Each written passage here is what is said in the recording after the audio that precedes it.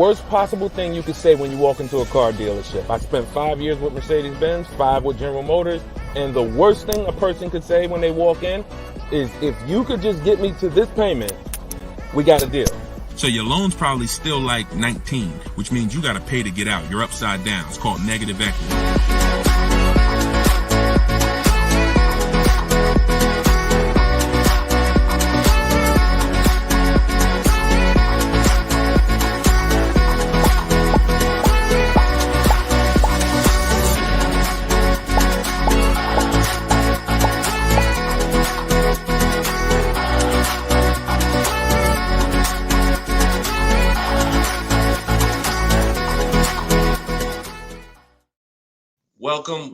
Welcome to episode 10 of Car Shopping Questions and Answers. I'm your host, Deshone the Auto Advisor. We do these live streams throughout the day to make sure that you can get insider secrets from someone who was in the car business for more than 14 years. Technically, I've been in it since 2006, even though I left in 2020 to focus on educating anyone who's willing to listen. And so those who listen to me, you're going to see throughout this show that they get below market deals. They get cars in 30 minutes from home. They're not going back and forth with negotiating. You don't need down payments. Everything that you may have thought you knew about car buying, quite honestly, a lot of that is going to be dispelled on this broadcast. But we're going to make sure that you know how to get to the money, where the hidden money is in your car deals, and quite honestly, how much you've been overpaying by not having this information. So come on in. I have my man Dolan moderating. We're live on 4 platforms. You guys can start typing your questions. And while we get the first couple questions coming in, let's do some housekeeping. If you're going to spend some time with us on TikTok, if y'all could start tapping the screen, running the likes up, so we can let TikTok know that we're about to talk some serious business here. And it lets TikTok know that they need to get some more people over here. So also, you want to share this with your best friend. Last thing you want is for you to use these strategies, save a ton of money, and then your friend a year from now is telling you how they got a car and they got ripped off and they lost thousands of dollars. And then you tell them about our show and they're like, wait, why didn't you tell me about that last year when you were watching? So tag your best friend. Shout out to the sharers. Also, while we're waiting for the first couple questions, let's do some housekeeping. Some of you don't know me. My name is Deshone the Auto Advisor. I'm the author of the new digital book, Cars from Home, 7 Steps to Saving Time, Money, and Avoiding Dealerships. We're rated 4.94 on Goodreads.com. Thank you to everyone who's rated the book. And we just got another rating, which is awesome. We appreciate it. And I'll read a little bit of it just so you can understand the magnitude of what's in this book. And everyone can get it for 75% off while you're here. But this one just came in. It says, this book is outstanding, a must-have for anyone seeking to buy, lease, or even sell a car. It's presented in a very professional, easy to follow, step-by-step manner that covers every situation from buying, leasing, paying cash, using credit, good credit, bad credit. Although I've purchased and leased several cars in my lifetime, I learned new tactics to obtain the best value for my money. Let's go. Appreciate that review, Barrett. Thank you so much. So everybody, you could get yours in my TikTok bio or my Instagram bio. You won't leave the broadcast, but get there before the 30 minutes is up so you can get your 75% off. And you can get it in the YouTube or the Facebook comments. We pinned the comment for you so you can get it. And then we'll actually throw this banner up so that you can scan it with your mobile phone camera. If you happen to be watching us on TV, you can scan that QR code right there. All right. So once we get the first question, Dolan, you can shoot it in, brother. All right. And look, if this is your first time, stay by your keyboards. This is a dialogue. This is not something you're just watching. I'm going to ask you questions, and I want you to type your response quick as possible so we can keep the dialogue going. Okay. Let me make sure I can see the Instagram comment. Okay. So this one's from Instagram. I currently have about 12 to 15,000 in equity in a finance vehicle with 8 months of payments remaining. Realistically, I don't envision myself keeping the vehicle for another 3 years, so I like to lease. Dang. So you're talking brilliant.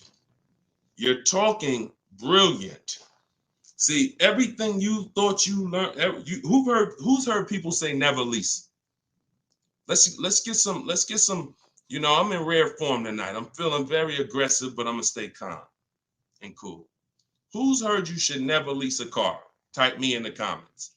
I told y'all, stay by your keyboards so I could understand who I'm talking to. If you were taught never lease a car, type me. Okay, I see you, Maya. All right, I see you, Jet Beauty Jenny. Okay. I see you, Calvin. All right, Calvin on Facebook. I see you, Lady Gal. So every single one of you who were taught that, those people owe you money. Because if you're not keeping your car 8 years, it's impossible to get a great deal if you didn't lease. There's only one exception, and that's if you're buying very inexpensive cars. I call them smart cars, saving money at the right time. $7,000 cars, $5,000 cars, $10,000 cars, that's different. $3,000 cars. But if you are buying relatively new 3, 4, 5, 6-year-old used cars and brand new cars, and you're not keeping them 8 years, you've lost thousands already. So I want you to stop that tonight. So I'm gonna make a claim. I don't mind if somebody makes a very bold claim like the one I just made, but you got to be able to support it. Let me show you something. So Tope got a lease on a BMW $690 a month. It's a $54,000 car. Now somebody else might have that car just like that. You might be watching saying, Deshone, I got the same car. To purchase this car, and what you're going to notice about how I want you to learn, you're going to learn to look at deals with no money going into them. Okay? See, where the confusion comes in is when down payments start coming in. When you start evaluating deals with no money going into them, you can evenly measure them. It's apples to apples, even in different scenarios. So no money down, she's driving a $54,000 BMW. Now she used our system, she got bids, so she didn't negotiate for this. She stayed at home and let these deals come to her. That same car would be $1,100 a month to buy, because some of you know every $5,000 on a purchase price, every $5,000 that you're going to borrow on a loan, on a 5-year loan, is about $100 a month, depending on the interest rate. Now, I want to give you a scenario that will never happen, but I just want to hammer home that if you didn't lease, but you should have leased, you can't get a great deal. And we're going to stop doing that. Now, watch this. Let's say you happen to walk in and you're looking at the same BMW Tope got. Brand new BMW, never driven before. What would be an unbelievable discount for that vehicle? You just so happen to catch a deal asleep in desperation mode. He says, look, I got to get rid of this car right now. What would be an unbelievable discount off a brand new BMW? Like the best deal that you could realistically get, where you would say, man, he took off all of that money. Throw some numbers out there. I'm about to prove my point. Why it doesn't matter how much money you save. If you put your deal on the wrong foundation, you can't get a good deal. Let's throw some numbers out. You see? Come on. Look, okay, y'all must be thinking. Okay, Coco Love, I like that. 20% off. I like that. So 20% off a brand new BMW. Can we all agree that if you walked in, you got 20% off a brand new car? That would be like, okay, Ted Chu said the same thing on Facebook. I like that. So let's just say, I'm gonna pull up my calculator, right? Pull up my calculator. She walks in, brand new BMW, $54,000. She gets it for 80% of what it costs. That's $43,000. I just told you every $5,000 is about how much per month? $100. So once we put our tax in here, let's not even put all the tax. Let's just round it up to 45. Tax is probably going to take it up to 46 with fees, 47. Let's just say 45. 45,000, y'all. Our payment's $900 a month. 5-year loan. That's with an unbelievable, never before seen discount. Remember that too. What is Tope paying? No money going into the deal. Do you see what I'm saying? Or if it's clicking, type clear. If it's clicking, that's an unbelievable, unheard of deal. Brand new BMW, desperate price. Please take it. I'm paying you to take it. Take 20% off the price. Here you go. You leave thinking, man, I won. I'll never get a deal like that again. What's my payment on this thing? $900. Take a 6-year loan. It's probably $800. Toke paying $690. This is what I'm talking about. It does me or you no good for me to show you how we get bids, how we make dealers bid for our business, how we shop for new cars, how we shop for used cars, how we make banks and credit unions bid when you miss this. Lease, if I don't lease and I should have leased, no way to get a great deal. So that's why, and we could throw one more scenario in here, because some of you like Deshone, but I don't buy brand new cars. I know what you're thinking. Let's throw one more scenario. Let's say we get a great price on a used one. That same BMW, used one, great price on a used one. Let's say we knock 35, 40% off the price. 40%. Say we find a 40%. I don't want anyone to accuse me of saying, Deshone, these numbers are just a little too, you're skewing the numbers. We're going extra unrealistic in terms of trying to show, right? So we get a nice BMW, new, good mileage. We knock 40% off that price, $54,000. We pay 60% of what it's worth. That's $32,000 we're paying. With taxes, it puts us at $35,000. What's our payment? $35,000 on a loan. Every $5,000 is $100 a month. What's the payment? I got you, Jet Beauty. I'm doing this for you. She said, one more example. I gave you the brand new lease that Toke got.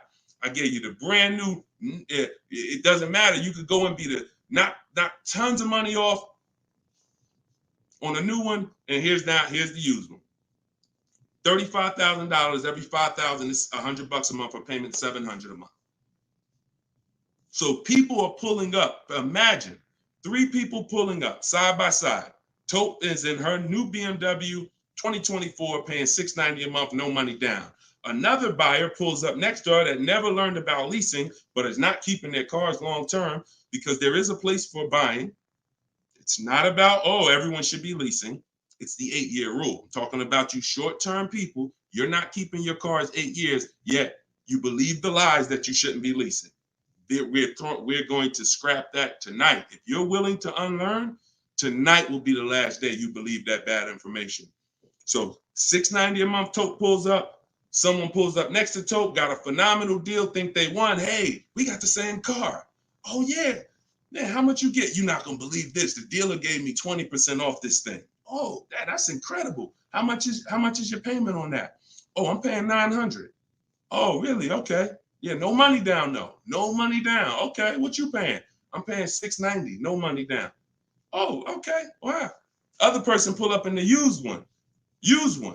Oh, y'all got the new versions. That look good. That look real good. How much y'all paying? Oh, I'm paying $690 for the new one. Oh, I'm paying $9. Oh, I'm paying $7 for the used one. Do we understand how bad Tope is winning? So you keep believing that old information. It's cost you thousands of dollars. Cost your family thousands. I hate to be the bearer of bad news, but I'm also the bearer of good news. Because if I don't tell you, who's going to tell you? At least now you can actually make the changes and actually change your behavior and stop listening to people who rant about things but never talk numbers. Never talk numbers. They just rant and say, don't do this. Always do this. Never talk numbers though. So this is it. First step, I'm glad this is all based on this first comment we got from Instagram. Don't envision yourself keeping the car 8 years, even 3 more years, then you need to be switching to a lease tomorrow. No point in staying in it. No point in staying in it. All right. Go ahead. Shoot the next question up, Dolan. I think we went deep enough on that first one. Okay. This is the 7 p.m. live show. This is our first live show in the evening. If you see the banner on the actual show, that means we rebroadcast it, because we do rebroadcast these shows all day, so you can tell your friends, even if they can't catch us live, they can watch the show. But yeah, right now we're live, so keep typing your question. Look, Marika said, "Wow, I understand. Yeah, I understand. You're pulling back the veil." All right, this one's from Instagram. What's your opinion on the current car market with leasing? See, I can show you better than I can tell you. Those who don't know how to get great deals, there's no deals to them. We've been hearing this since the very, very beginning. When I started teaching people in 2021, we were hearing there's no deals out there. Felicia came in. She was our first person to use my stuff. She got a BMW X1. And she got it $1,950 off. That was in January 2022, middle of the pandemic, when there was blood in the street. Blood, everybody who came out the dealership, it was like you couldn't believe what you paid. And God willing, you didn't have to buy in those scenarios, or if you use my strategies, you did okay. But those who had to buy, I told you how dangerous it was back then, because dealers were charging 5, 10, 15 grand over sticker and getting it. Meanwhile, Felicia came in, she got a $1,950 discount off a white BMW, not a purple one that no one wanted, white one. Bonita, I always use Bonita because Bonita was middle of the, look, 2022, December 2022. Got 600 down, 600 a month on a brand new Kia Telluride. So our vantage point is different. I get it. To you, yo, there's no deals out there. To us, it's never been no deals. It's deals everywhere. Everywhere. Look, Frena. Some of you saw Frena. Just got a brand new lease. $579 a month. $65,000 vehicle. Ridiculous deal on the Jeep Grand Cherokee Hybrid. Ridiculous. Under 1% lease deal. So, I mean, Deshone, what about purchasing though? Well, it's easier to get purchase deals because there's no lease program. All you need is a huge discount from the dealer. When you're leasing, you need a huge discount from the dealer and a good lease program. So, but here's Sean, $73,000 F-150 Lightning just recently. Look, $20,000 off he's getting. It's just what you know. And I'm not the most proud of the fact I can get deals. I'm sure there's probably not one of you who doubt if this guy was in the car business, worked for Mercedes, worked for General Motors, he's clearly good at this. Of course he can get deals. That's why I don't even talk about the deals I get. I always show the people who use the stuff that I teach so that you could understand that you could get deals. You just need to change your strategies. Stop shopping like it's 1990. You get what I'm saying? You're shopping like it's 1990. No disrespect. I'm just telling you, look and analyze yourself. What about how you shop is different than how our parents shopped in the 90s? So this is what you need to change. And when you change and you start listening to what I'm telling you, you start sitting at home and you start going online and start making these dealers come to you and getting bids while you sit at home, making these banks come to you and getting bids while you sit at home, and not trading your cars anymore, getting bids from online buyers, you're going to save the same amount. You're going to save the same money they're saving. Easier than you've ever saved it before. Okay? Change your strategy. That's what we do here. Okay? All of this is out of my new book. You can put the next question up, Dolan. Cars from Home. It's a digital book. You can get it for 75% off in the TikTok comments. You won't leave the broadcast. It's normally $97. But you get it for $24 as long as you get there before the 30 minutes is up. It'll be in your inbox. Same thing in my Instagram bio. Click the link, grab your copy, and then we got comments in the comment section. We have the link pinned for you guys on Facebook and YouTube, so you can get your copy for 75% off. Okay. TikTok. How do I know what the percentage is for lease deals for Mercedes-Benz? When I return my lease, do I have to replace the tires and brakes? If they're bald, yes. Or you're just going to pay for them. And the same thing that would lose you money if you own the car, lose you money if you're returning the lease. If you have a big dent on a car and you go to sell it, people are going to take off money for that, right? If you go and sell a car and you like, hey, yeah, I want to sell this car, and everybody looks and the tires are completely bald, they're going to take off money for that, right? Exactly. So you have to, now you don't have to run, now most leasing companies give you wear and tear. So I know you may have been thought, oh, I got to keep a lease perfect. No, absolutely not. They give you normal wear and tear. They allow you to have normal wear and tear, scratches, dings, you can even run the tires down pretty low. But when you start getting excess wear and tear, bald tires to the point where they're dangerous, dents, big dents, cracks in the glass, this stuff you're going to be billed for. And that's perfectly natural. Now, in the case of what is a good lease deal for Mercedes-Benz, it's not brand specific. Watch this, y'all. A good lease deal is a good lease deal no matter what. See, the name of the game with leases, if you're not keeping your cars 8 years, because there's a different way to win with cars, and that's keeping them long enough to where they're not depreciating a lot anymore. That's usually going to be at least 8 years before you start winning, and you can catch up with the good deals that lease people are getting. You see these payments they're paying. You saw the scenarios I put when, buying the used car, leasing, getting a great deal, buying the new car.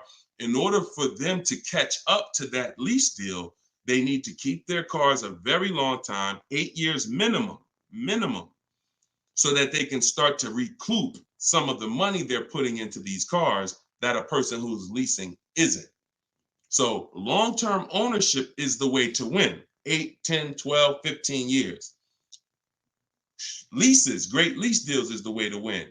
But that middle stuff, buying cars, switching them in 2 years, loss. Buying cars, switching them in 4 years, loss. 6 years, loss. Leasing the car and then buying it, so you go from a lease to a purchase, different, loss. You're stuck in the middle. So when we're looking at lease deals, y'all, we're using an old principle, which is the 1% rule. The 1% rule on great lease deals has always been around. As long as I've been in the car business, it was around. So if your lease deal was 1% of the MSRP of the car with no money out of pocket, you stole the car. You stole a car. And I got tons of those deals. I never paid more than that. Before 2019, that was my last time I leased, I had 4 Infinities, and I had 2 Pontiac G6s when I was with GM, and I had a Jeep Grand Cherokee. Those are the cars that I have leased. Matter of fact, I only leased one of the Pontiacs, then I bought a used one. So I had 1 Pontiac, 4 Infinities, and 1 G6. And 1 Jeep. 6 leases I've had, all under 1%. So that's a steal. But what I found is people are signing bad lease deals and not knowing, well, what's a bad lease deal? If that's a steal, then what's a good lease deal and what's a bad one? The only parameter for a bad lease deal is you paid too much for a car you're giving back. So if you pay, and I created the 1.5% rule, what that looks like is if you're leasing a $40,000 car and your payment's 1.5%, 1.5%, that's $600 a month. That is the max. Because when you multiply that by 36 months, you're $21,600. On a $40,000 car, once you take your taxes and everything, you're probably about 44. So paying 21 over 3 years, not that bad. That's the max though. That is the max.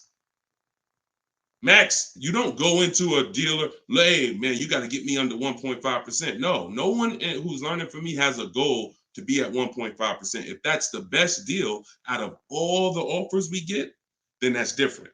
But once you go over 1.5%, look, $650 a month, that same car, you're paying $23,000 for. You're paying more than that for a car you're giving back in 3 years. So this is why we had to have that. Now, between 1% and 1.5, that's a good deal. Between 1% and 1.5, good deal. And what's going to dictate where you land on that spectrum is if you're getting bids, because you're not going to get the lowest price from a dealer without getting at least 5 offers. I told you, 80% of dealers are overpriced. Remember that. If you can grasp that, I want you to type the number 80, because you need to understand 80% of dealers in the country are overpriced. I see you. I see you, Steven. Okay, I see you, 223 apparel. All right, TikTok locked in. I see you. Okay, type.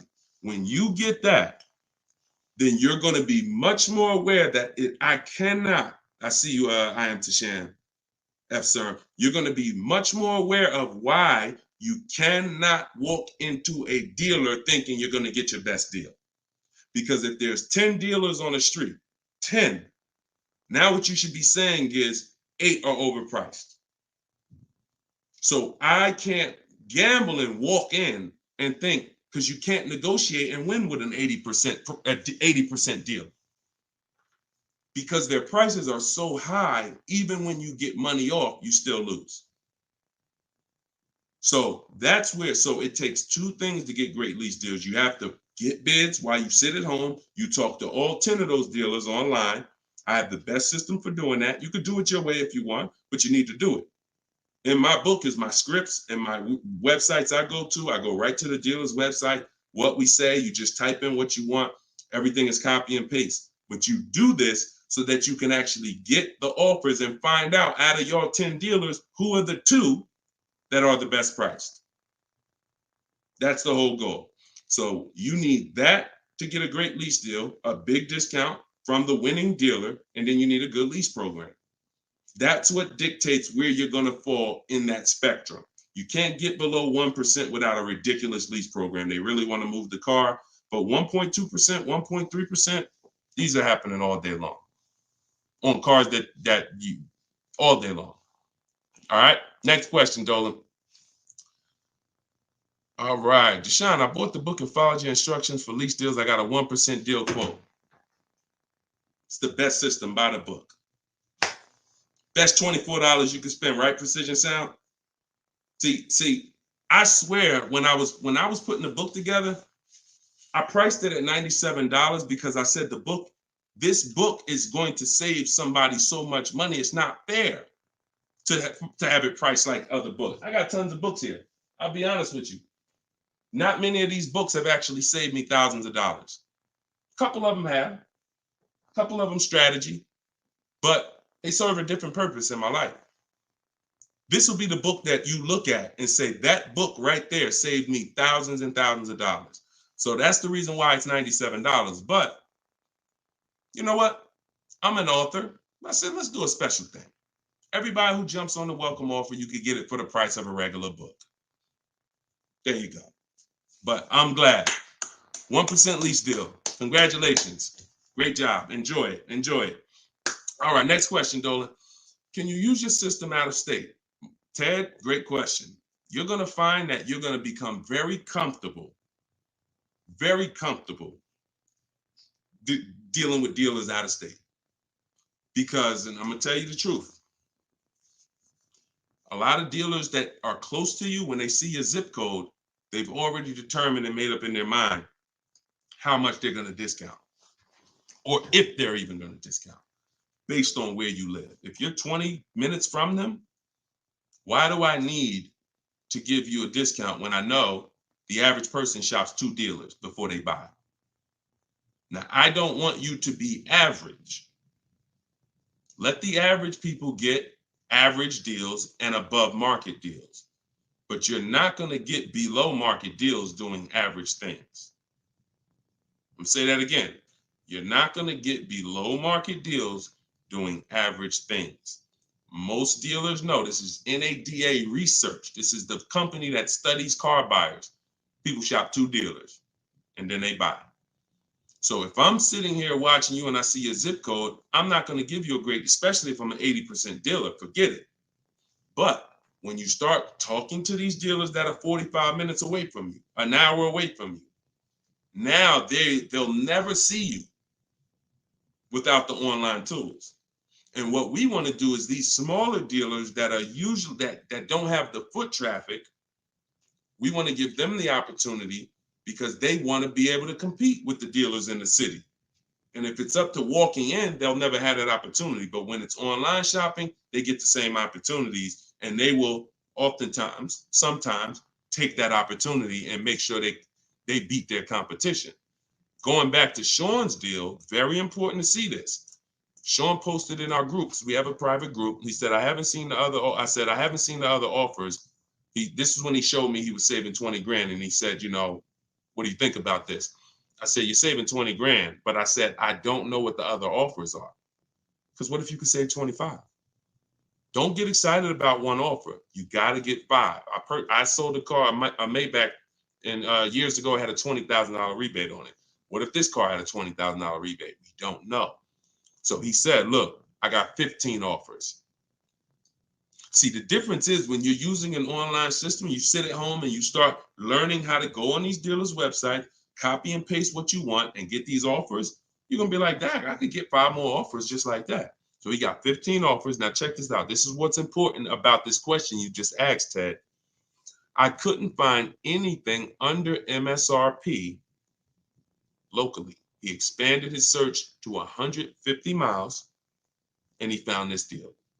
So a dealer that was over 100 miles away from him made him this offer. None of the dealers close. Very important. So you want to get comfortable shopping out of state. And when you know how to do it the right way, especially on new cars and leases, it's easy because it's new cars. They're cookie cutter. You know, everyone has the same. Little bit more precision when you're buying a used car. But even that, don't be scared. We've had plenty of people drive an hour to get a used car, hour and a half. If that's where the best price used car is, if I'm saving $4,000, I'm gonna go over there. I'm gonna get a hotel room for $60, and I'm gonna get my car. That's it. I'm going to where the money is, not staying here because I want to be comfortable and I'll just pay more because I just want to be convenient. You get what I'm saying? Great question, though. Go ahead, Dola. Next question. Stephen, you clicked that picture of me. He said, what do I click to get the book? Click that picture of me. Even on Instagram, there's a picture of me at the top. And you can go right to that website and you'll see a button at the top that says get the book for 75% off. So get your book before the 30 minutes is up so you can get your 75% off. This is Thomas on Facebook. What's your opinion on military members using this method? I move every 3 to 4 years. So do you think it's wise to get rid of my car note to own and lease? It's a great question. You need at least 3 years. If it's 3 years, that's fine. I don't want you trying to worry about breaking a lease contract 3 years in. 2 years in or a year and a half in. If I knew it was shorter than that, then I wouldn't be investing a lot of money in cars. I'd have like a, $10,000 car, $8,000 car, because you can't replace cars that fast. Some of you know I do this all the time. I show you, this is the depreciation scale. Whenever you see this, you think unseen. This is the unseen expense, the depreciation scale. This is why when you buy a car for $30,000 today, what is it worth tomorrow? If you buy a car for $30,000 today, I want to teach you how to see the hidden money. I call this the hidden money, the unseen expense. You buy a car for $30,000 today, what's it worth tomorrow?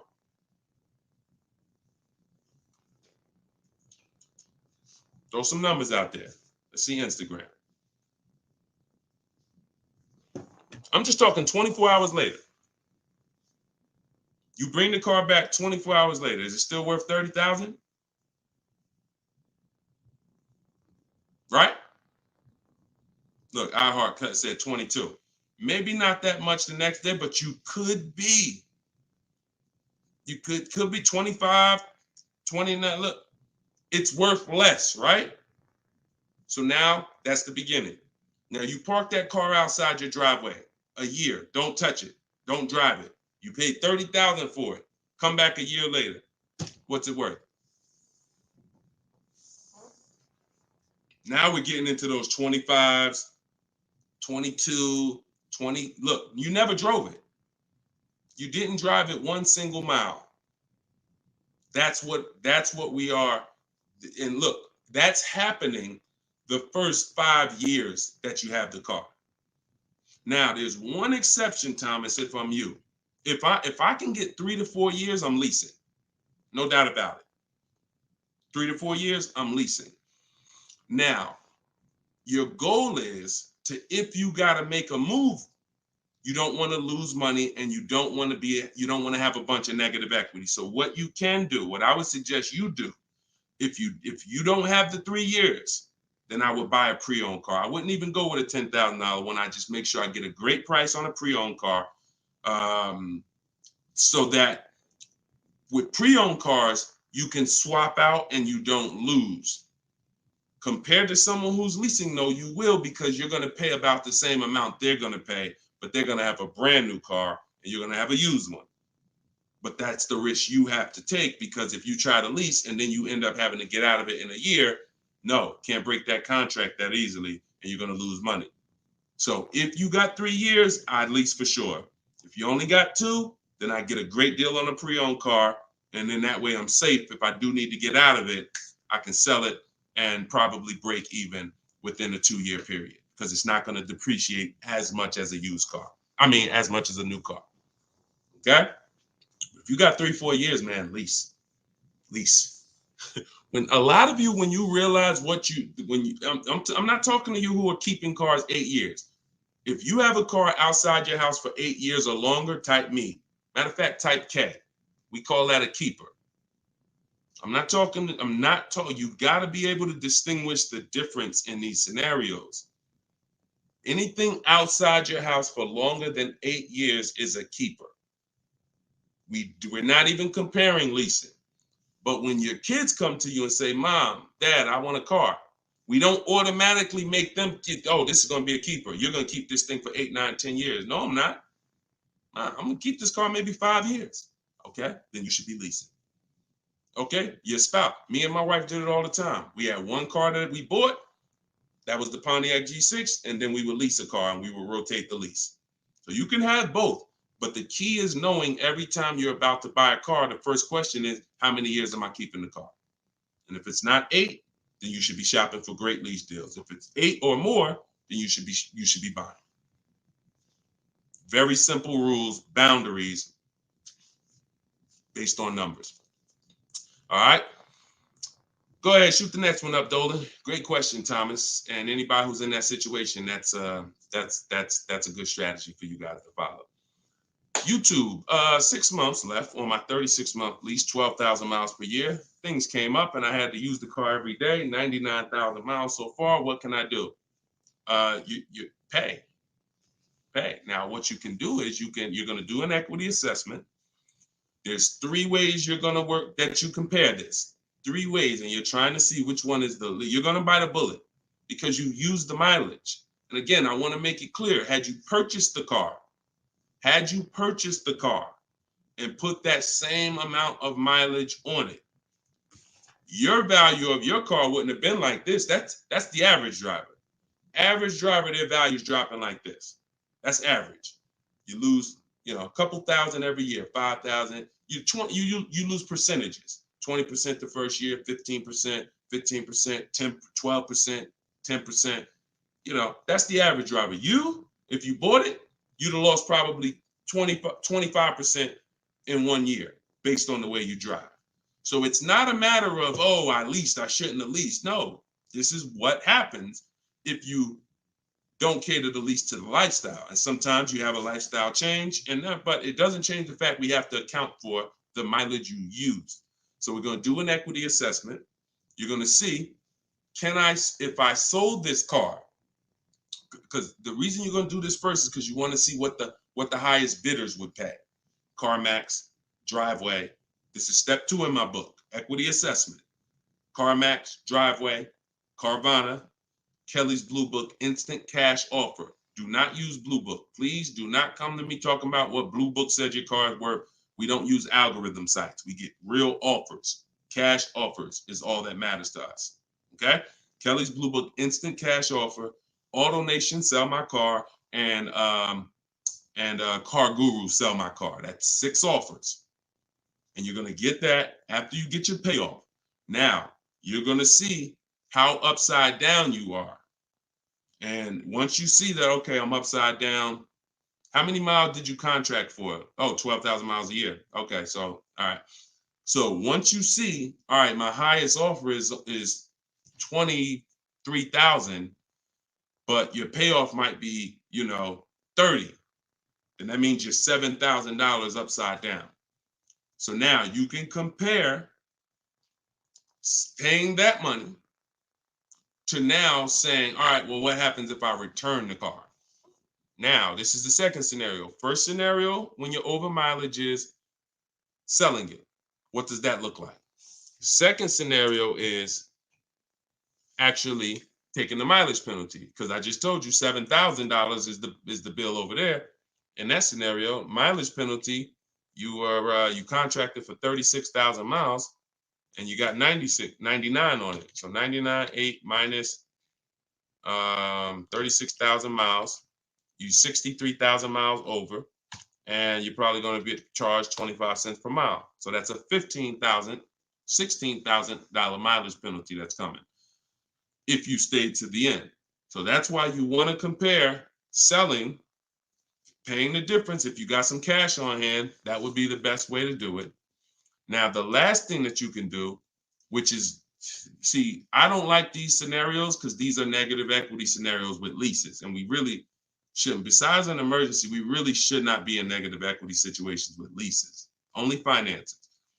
But your last scenario is, once you see how much your car is worth from the offers, you're now going to try to roll that negative equity over and get someone to pay the bill and wrap the new deal with the negative equity. So you're going to get bids for whatever car you want to replace it with. Whatever car, let's just say you're looking for a Jeep Grand Cherokee, you get bids, get your best offer, and then you're going to tell them, hey, I got this old car here with this type of penalty. I need to wrap it into this deal that's 7,000 or 8,000. That's why you got to know what the market value is. Before you do this, you have to know what the market value is based on offers, so that you know, all right, I got to slap another $7,000 on top of whatever my best deal is, so that I don't get the bill. So if you can pay the bill, pay the bill. If you can't pay the bill, then you need to roll it into the next deal. But the last thing you want to do is drop that car off without doing what I'm telling you, because once that car is grounded, the bill is generated. It's nothing out of it. So everything you have to do is now, because if you ground that car with that mileage, the bill is automatically coming. There's nothing you can do to get out of it. So follow those steps, do the equity assessment. And when you're on those websites I just told you about, if you have a lease, that's going to ask you, are you leasing, financing, or own? Put own. I'm just telling you. And I'm telling you, if you have my book, I explain why you must do that, but I don't have the time to go into detail of why you must do that right now. Okay, just when you're on those websites, put own. And if you have my book, then I'll be walking you through this step by step. But you're more, if this ever happens again, you guys look at this early. You look at this when you're a little bit over miles, not this much over miles. And listen, I know you may have not known, maybe I understand, but for future reference, we want to choose our mileage carefully. And if we find ourselves going over by thousands and thousands of miles, we want to make a move and do this same scenario sooner than later. Okay? Best thing I can tell you. You got to bite the bullet. We just need to find the smallest bullet to bite. Okay? All right, next question, Dolan. That's a good one. Common situation. All right. All right, go ahead, Dolan. All right, here we go. This is Ted. A couple other things real quick. I'm upside down in my current car loan, but the payment is cool. Still want the same or lower payment on the next purchase. Is this covered in the book? By the way, I already copied the book just in case I have to pivot. Wonderful, wonderful. So, I think you said you were switching to a lease, right, Ted? But you're upside down. So if you are in a finance, what you're going to find with great lease deals is you can usually switch, and if you use what's in that book, get your great lease deal, you'll usually even bring in some negative equity over, you're still going to be in a comfortable payment range, because a purchase is so much higher than a great lease deal. So a purchase, unless you put a ton of money down, a purchase is just so much but you can't control that.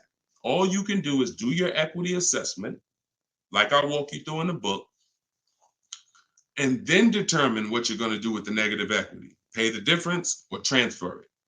And once you're transferring, you get your bids, and then you bring your negative equity on top and you see what it is. There's no point in worrying about what you can't control.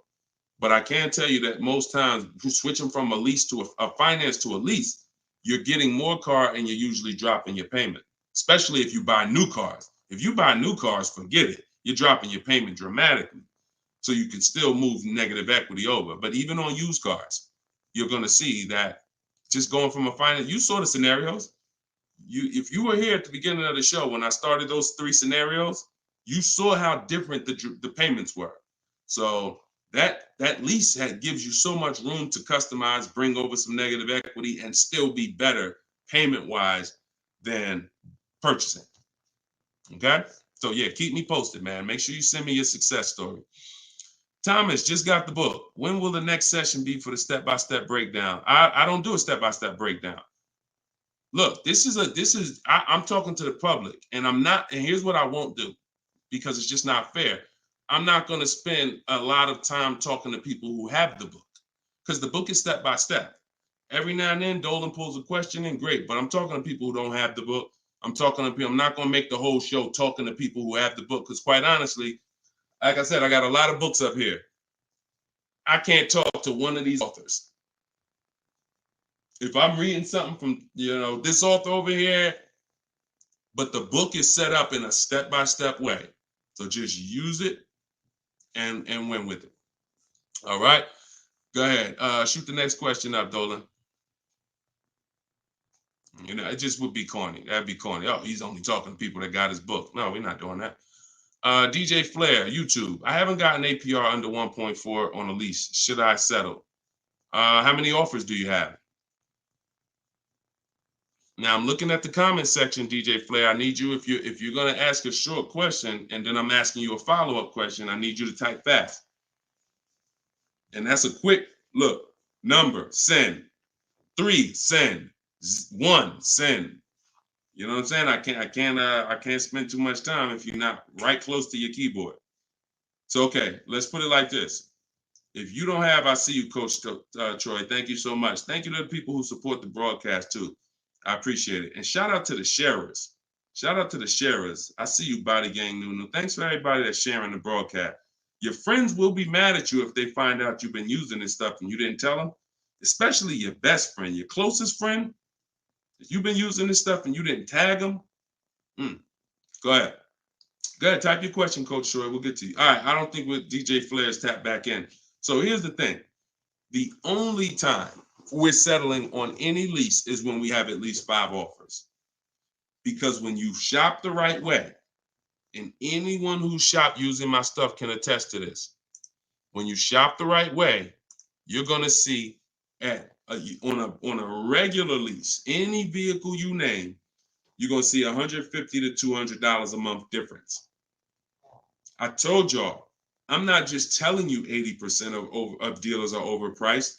You're going to prove it to yourself. 80% of dealers are overpriced, and you're going to prove it to yourself when you look at all those offers and you see that one dealer is at $450, another dealer is at $490, another dealer is at $530, another dealer is at $590, another dealer is at $6. We've been doing this. I've been working with people since 2021. I got over 1,600 people in my personal, coaching program, and we got thousands of people that have the book. So when we get the offers, that's what we see. So the only way we will settle on a 1.4% lease is if we know that's the lowest offer in the market. And the only way we know it's the lowest offer in the market is I'm looking at the other lease deals. Oh, that one's 1.5. That one's 1.7. That one's 1.75. That one's 1.8. Now I know 1.4 is the deal. Let me get this up out of here. This is a great deal on this particular car. That's the only way. Okay. Next question, Dolan. Great question. I'm on the fence about joining maps for my truck purchase. Can you elaborate on how it's different than following the book? I don't even talk about maps on here. Maps is Maps is my book and video with me coaching and Zoom calls and a private Facebook group. Totally different.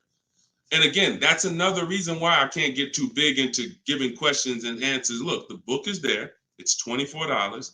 It's step by step. People have used it, gotten to success. That's why we're rated 5 stars, 4.94. But that's why we're rated high. That's why people are writing me. Look, we just got this today. So when I get this stuff like that, the only time I'm going to engage with thousands of people who got the book is when I know the book is not really complete. It's not complete, but we know the book's complete. So when Tiffany sends me this, look, I just got this from Tiffany. Look.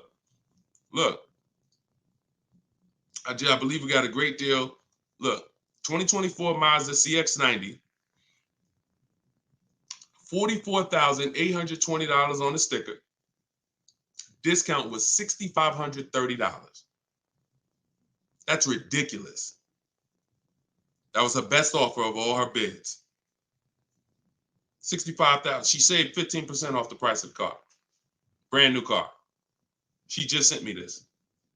So some people are like, Deshone, you know what? I can follow the book. This is my thing. You laid it out step by step. Step 1, 2, 3, 4, 5, 6, 7 is delivery. Step 7 is literally getting ready for delivery. So, but Maps is totally different. Maps is the program I launched in 2021 that I work personally with people. We do coaching calls, and we and everything in the book is in video form. So you're not reading, you're just watching step-by-step video. So you could email me about that, and we can talk about that another time. All right? You get what's right for you. Go ahead. Next one, Dolan. All right. What if you drive too many miles daily? You just pick your miles. You choose your miles wisely.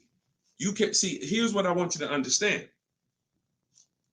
Now, if you were on the show a little earlier, we talked about how you're going to pay whether you, and bring in, Dolan, can you bring in Coach Troy's question on TikTok? Here's what you have to be very clear on. You pay for the miles whether you purchase or lease. That's why I want you to think about that. Depreciation scale. If I drive 0 miles, my car is worth less in a year. If I drive average miles, it's worth less in a year. If I drive high miles, it's worth less in a year. Ain't got nothing to do with whether you leased it or you bought it. If you bought it, that's what's happening. So the purpose of the lease is to know I'm not keeping my car 8 years. So I'm going to look to replace the car while it's dropping in value like this. If I buy it, this is year 1, this is year 2, this is year 3, this is year 4. Once you get about year 6, it starts to round out. You're losing less value, year 7, year 8. But you still need to catch up to the person who leased because they haven't put all this money in the car that you have. That's why it's the 8-year rule. But if you're like, Deshone, I know I'm not keeping the car 8 years. Your goal is to beat the depreciation in. How do I get a car without taking this type of loss? That's a lease. That's a great lease deal. Not an average lease deal, not these commercials. None of these lease deals y'all saw in the show today was based on a commercial.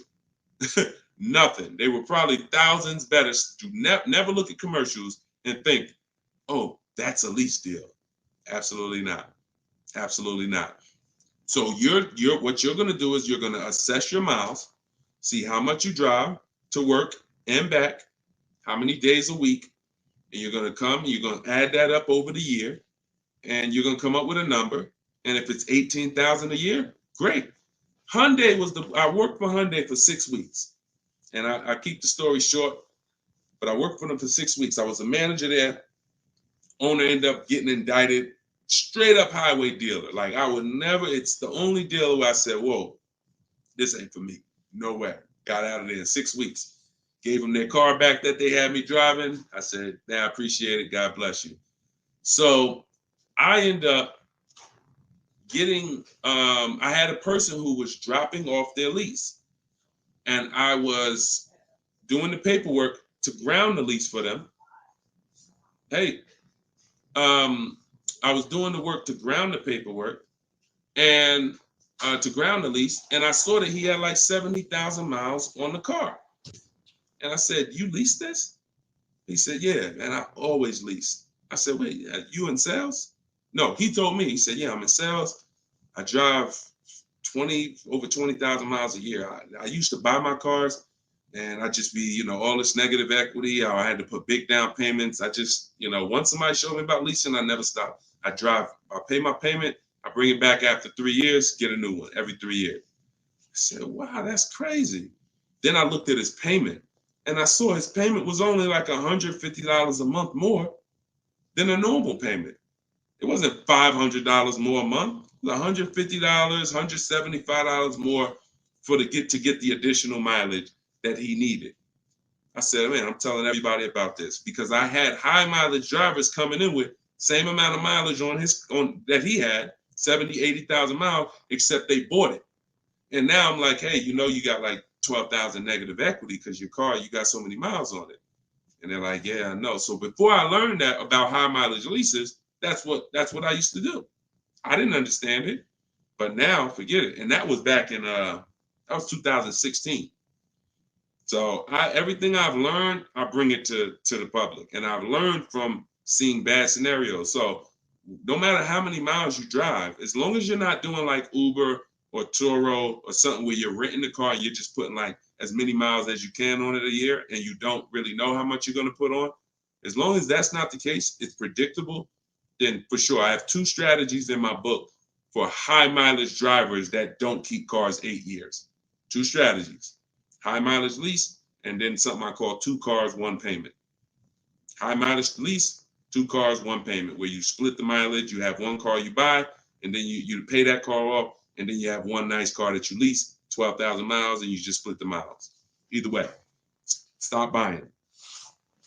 And now, one more thing, and put the next question up, Dolan. Now, if you're a high mileage driver and you are an 8-year person, great, no reason to lease. There's plenty of cars out there. You buy a car that you can drive 25, 30,000 miles a year. That'll last you 8 years. No reason to lease. See, if you are keeping your cars 8+ years, forget about leasing. If the person who you want to shop for is 8+ years, no reason to lease. I'm only talking to you who are like 6 years, 5 years. Deshone, I'm not keeping it 8 years. You are the ones losing thousands of dollars by not leasing. All right, I see you. I see you. All right, so this is Coach Troy from TikTok. And we're live, y'all. Just in case you know, we're live for a couple more minutes. This is our 7 p.m. live. We whenever you don't see the banner on top, you know it's live. Whenever you see, because we rebroadcast these shows because a lot of people can't make them, so you can catch them on pretty much any of our platforms. You can watch the replay, watch the rebroadcast. But we are absolutely live right now. So for a couple more minutes, you can type your questions. This is Coach Troy from TikTok. I have a lease now. My lease is up in June. My credit fell to 573. Can I go for a finance? What I do is I get a smart car right now, saving money at the right time. Now, if you have a strong car payment history, that weighs on your profile. Mercedes, tell y'all a story about Mercedes. Mercedes, if you paid Mercedes, your whole world could be crashing down. They'll approve you again. So I would have people come in and say, Deshone, or they'll call me and say, Deshone, my credit's not where it was when I got the Mercedes a couple years ago. What do you think? I said, well, how was the payments on the Mercedes? I never missed one. You're good. Maxed out credit cards don't matter. They look at that. So if you paid the car payment, I go for a lease. If you missed a couple car payments, but if you missed a couple car payments, I'd go for maybe a less expensive lease. Possibly 573 is tough.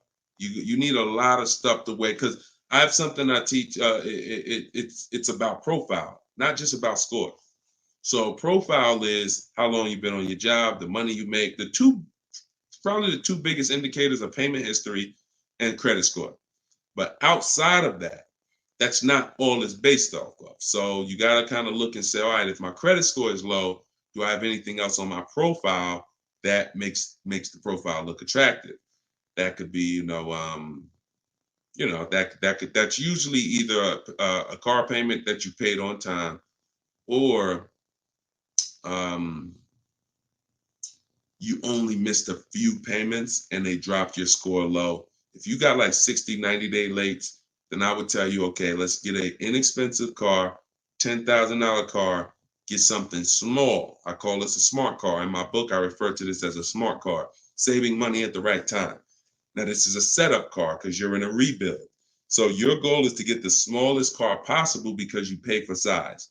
You don't want to go out and get a huge SUV because you're going to pay for size. If you get something that was brand new, 25,000, I would get it, finance it, try not to get something too old. But the only way you're going to need to get something old is if you're trying to buy an expensive vehicle. If you're trying to buy a Jeep Grand Cherokee that's $45,000 brand new and you're trying to get it for 10 grand, you're going to need it. Old one, and that's usually a sign that we're looking at too much car. So, but if you need an SUV, that's different. But your goal is to sacrifice, get the least expensive quality car. It must last 2 years. Hit the payment history on point. Don't miss a payment, and then you would switch to a lease. So I don't know enough about your scenario, but I kind of gave you a little bit. And in my book is the details of this, the smart car strategy, and shopping for a lease, and looking at your credit profile. So based on where you're at, you make your move. But either way, it's fine. It's not the end of the world. Tons of people are going to be rebuilding now.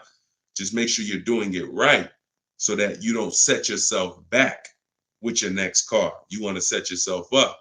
And a lot of people, when they're in a tough situation, they make another decision that actually sets them back. Okay? Go ahead. Next question, Dolan. Okay, I see. High pride BMW lease. Thanks, Coach Cho. Forget about the gifts. Just get the book. I appreciate you sending the gifts, but I'd rather you have the book because I want you to win. Okay, take all that money you just gave on the show, and I appreciate it, and get your book so you can make sure that you win for the rest of your life with cars. But thank you. Go ahead. This one's YouTube. Where's Instagram at? Instagram, y'all quiet this evening. Y'all started out the show with a lot of questions, and now y'all quiet. Let's go, Instagram. Type your question. And the thing about Instagram is, if you hit that little paper airplane next to the comment box, you can share this with like 30 of your friends. And I guarantee you, every single one of them will thank you. Every single one of them. We don't dance. We don't tell jokes over here. All we do is talk big money. Guarantee they'll thank you. So, all right. This one, Diana from YouTube. Am I liable for a vehicle that I didn't take possession of?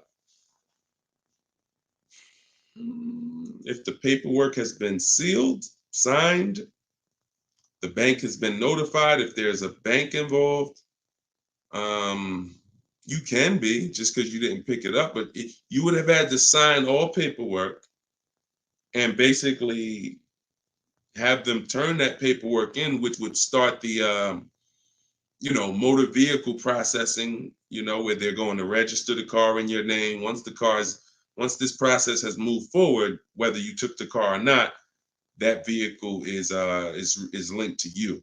In which case, yes, you are liable. But it depends. I hate buyer's remorse. Buyer's remorse sucks, y'all. Buyer's remorse comes. You only get buyer's remorse two ways.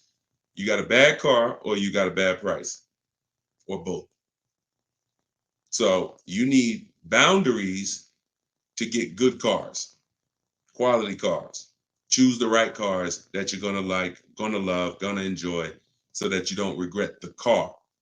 Boundaries to make sure you get a quality car, not a car that's gonna be in the shop, not a car that's gonna break down. Boundaries. You need strategy to make sure you actually get enough offers, so when you accept the offer, you paid the lowest price possible. Offers. So those two things, two types of buyer's remorse: the car and the price. The car that you're shopping, how you shop, choosing cars, taking your time, knowing what websites to go to make sure the car is quality, going to test drive the cars if you're leasing or buying a new car. That's the shopping boundaries. That's how you make sure you don't get a bad car. When you're looking at a used car, narrowing it down, title history, service records, accident history, and then the strategies. The other buyer's remorse is, I don't like the price. I think I could have paid less. I think I'm overpaying. I'm not comfortable. That comes from getting bids and looking at multiple offers. Got to use this. If you don't use this, that's going to continue. It's impossible for you to eliminate that without those two strategies. Boundaries, shopping strategy. Okay? I hate buyer's remorse. Go ahead. No problem, Coach Troy. I appreciate you. Go ahead, Dolan. Next one. Okay. Oh, we got another success story. Let's go. Okay. Thank you, Gina. YouTube success story. Just ordered a 2024 BMW X3 M40 for almost $4K off MSRP plus $3K military discount. Would have never thought about this being possible. Followed your car shopping for people who hate car shopping book. Don't make me drop the microphone up in here. Gina, $7,000 she's saving from home, getting bids. See, look, I love this. I love this. This is empowerment right here. Forget all that other stuff. Forget all the other stuff. Is if you use something and it does not save you money, throw it out. But you got to use it. I knew that if you're willing to use what's in my book, if you are willing to take it, trust my process, these are the results. You don't have to be me. You don't have to be Deshone. Gina's not me. Gina didn't even know about this a month ago. Got the book, used the step-by-steps, saving $7,000 off a brand new BMW M40. X3 M40. Come on. Come on. Congratulations. Enjoy it. Great job. I had dealers beating other dealers' prices. I see. Come on. That's the language that I want you talking. That's empowerment right there. There's no buyer's remorse. There's no potential for buyer's remorse. How? I got dealers competing. Yo, all right, you the best right here. You won. The heck? There's no room for buyer's remorse when people were competing, jumping through hoops. Hey, pick me. Here's my offer. Here's my offer. Here's my offer. Come on. All right. I love it. Good job, Gina. Okay, to everyone else who's like, what book did she use? That's my new digital book. It's called Cars from Home. It was originally called Car Shopping for people that hate car shopping, but now it's called Cars from Home. 7 steps to saving time, money, and avoiding dealerships. Has all my templates for new cars, used cars, leases, everything in there. And it's normally $97, but in my TikTok bio, you can get yours for 75% off. In my Instagram bio, click that link and then get your book. You'll pay $24 instead of $97. And in Facebook, YouTube, we got the comments. We got a comment pinned for you guys to get it. Go to deshonsbook.com right there on the screen. Or if you're watching us on TV, you can just scan that QR code with your mobile phone. I want the success stories. I love the success stories. Love it. All right, go ahead, Dolan. We got a couple more minutes. Go ahead. Next one. Okay, this one's Maria from Instagram. Apologies. I had to serial earlier, so I probably missed the answer. Do we include the fees into the payments when calculating the 1.5% rule? Absolutely. Now, the simple way is you don't have to worry about the fees. You're getting offers. Here's all that's important, Maria, when we're getting our lease offers. Total out of pocket is first month's payment only. If someone submits a deal with no first month's payment, you $2,000, $3,000, because some of them will do that.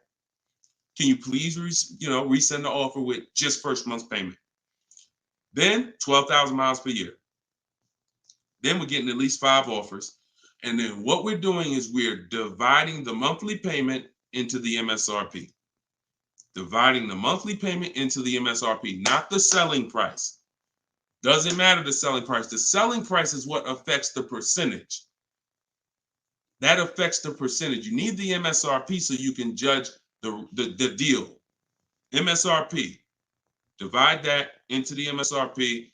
That's all you need to know when looking at lease offers. So I can look at 20 lease offers from 20 different people, As long as they are using the format that I told them to submit me the offer in, I can compare 20 offers in 60 seconds, maybe 2 minutes.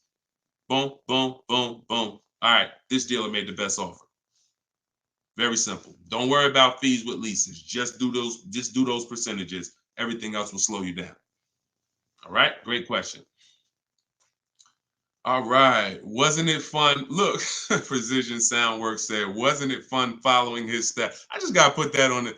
Listen, this game, oh man, come on. Wasn't it fun following his steps? Because you're in control. You're in control. It's fun being in control when you've been buying cars. You've been out of control for all your life. You felt intimidated. You felt like, oh, they're gonna get over on me. I'm gonna say the wrong thing. I'm gonna do the wrong thing. Now it's the total opposite. You're in control. So it becomes fun. My man. I love it. All right, go ahead, Dolan.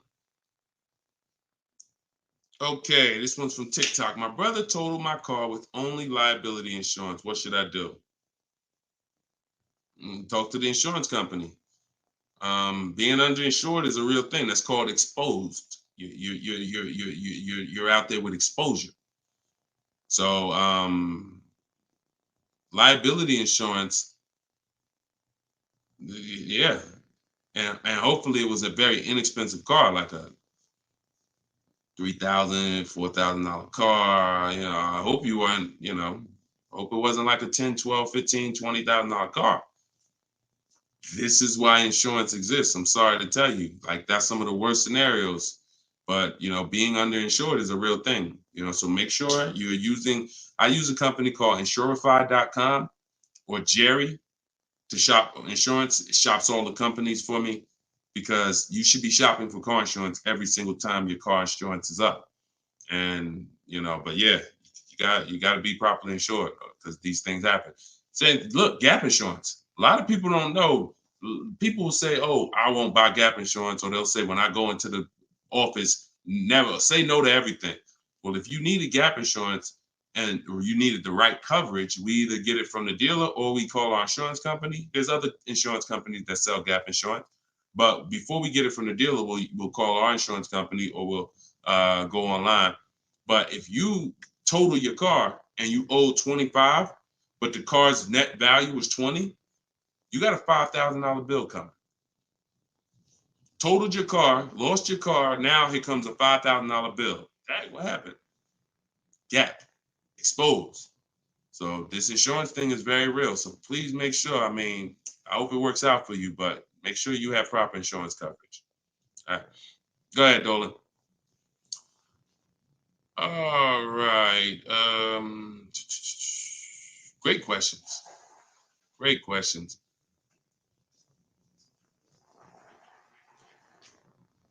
All right. This one's Thomas. I have come to an end of my lease. A new lease is too much for me. The buyout is about 25K. Give me some options. Unless you got 5 offers, that doesn't mean anything. See, the problem is you didn't get 5 offers.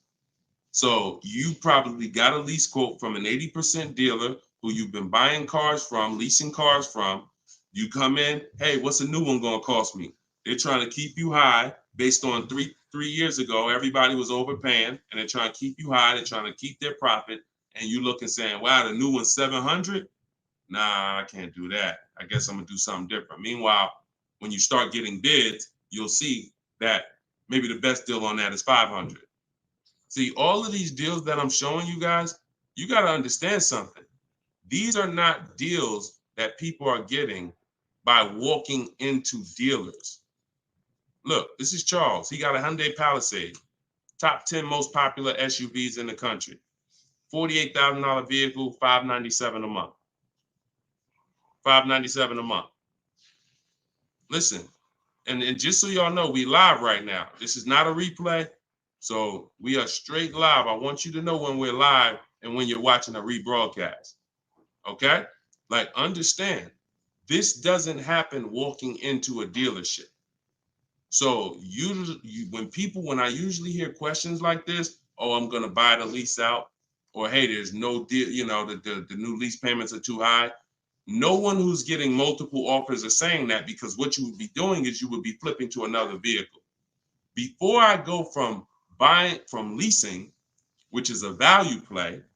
Leasing is driving brand new cars for pennies on the dollar.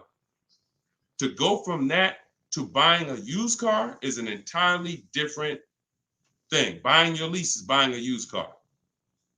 So when you do that, Alexis, just go to deshonesbook.com. Just type it into your browser. So when you do that, you're switching totally different strategies. But what I would do if there's a bad lease program, if let's say I've been leasing Mercedes-Benz for years and I go to get another one and I do all my offers and I see, oh, this is a bad lease program. It's over 1.5, 1.6, 1.7. No thanks. I'm going to go to my plan B car. I'm going to look at it, a plan B car, because every single vehicle has a different lease program. And sometimes you'll look at one vehicle and you'll think, oh, this is all leases. No, that's one vehicle. That's not even all leases in this dealership. This vehicle has a different lease program than this one. This trim level has a different lease program than that trim level. They're all different.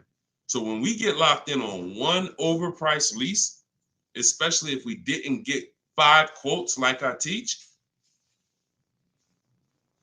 so no, that is the strategy. So you just say, give me some options, please. Here's your options. Get 5 offers. If they're all over 1.5%, next vehicle, pick another vehicle.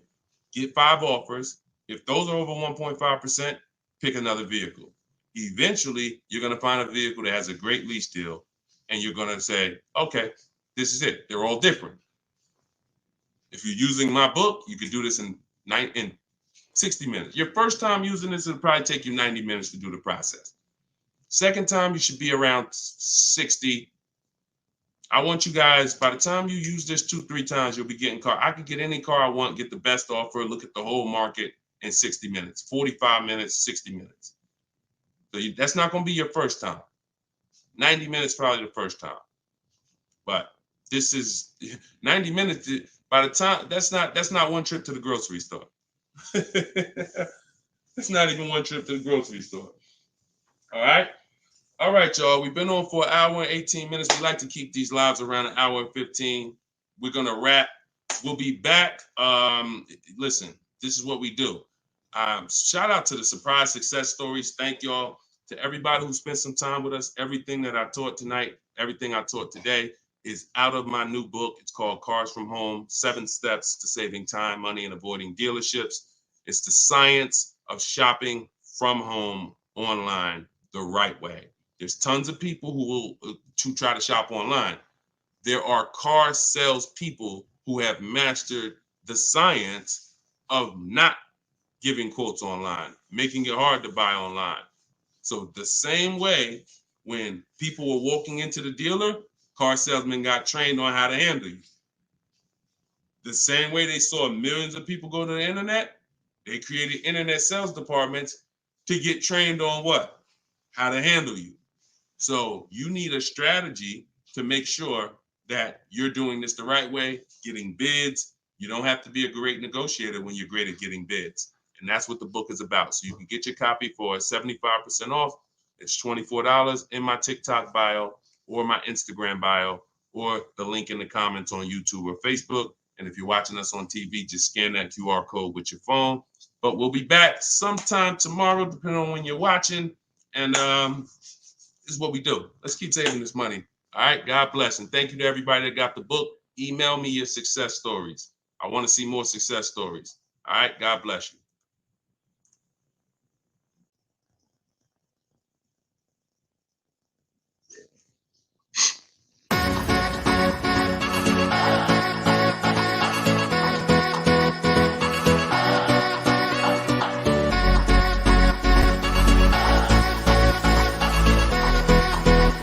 The worst possible thing you could say when you walk into a car dealership. I spent 5 years with Mercedes-Benz, 5 with General Motors, and the worst thing a person could say when they walk in is, if you could just get me to this payment, we got a deal. So your loan's probably still like 19, which means you got to pay to get out. You're upside down. It's called negative equity.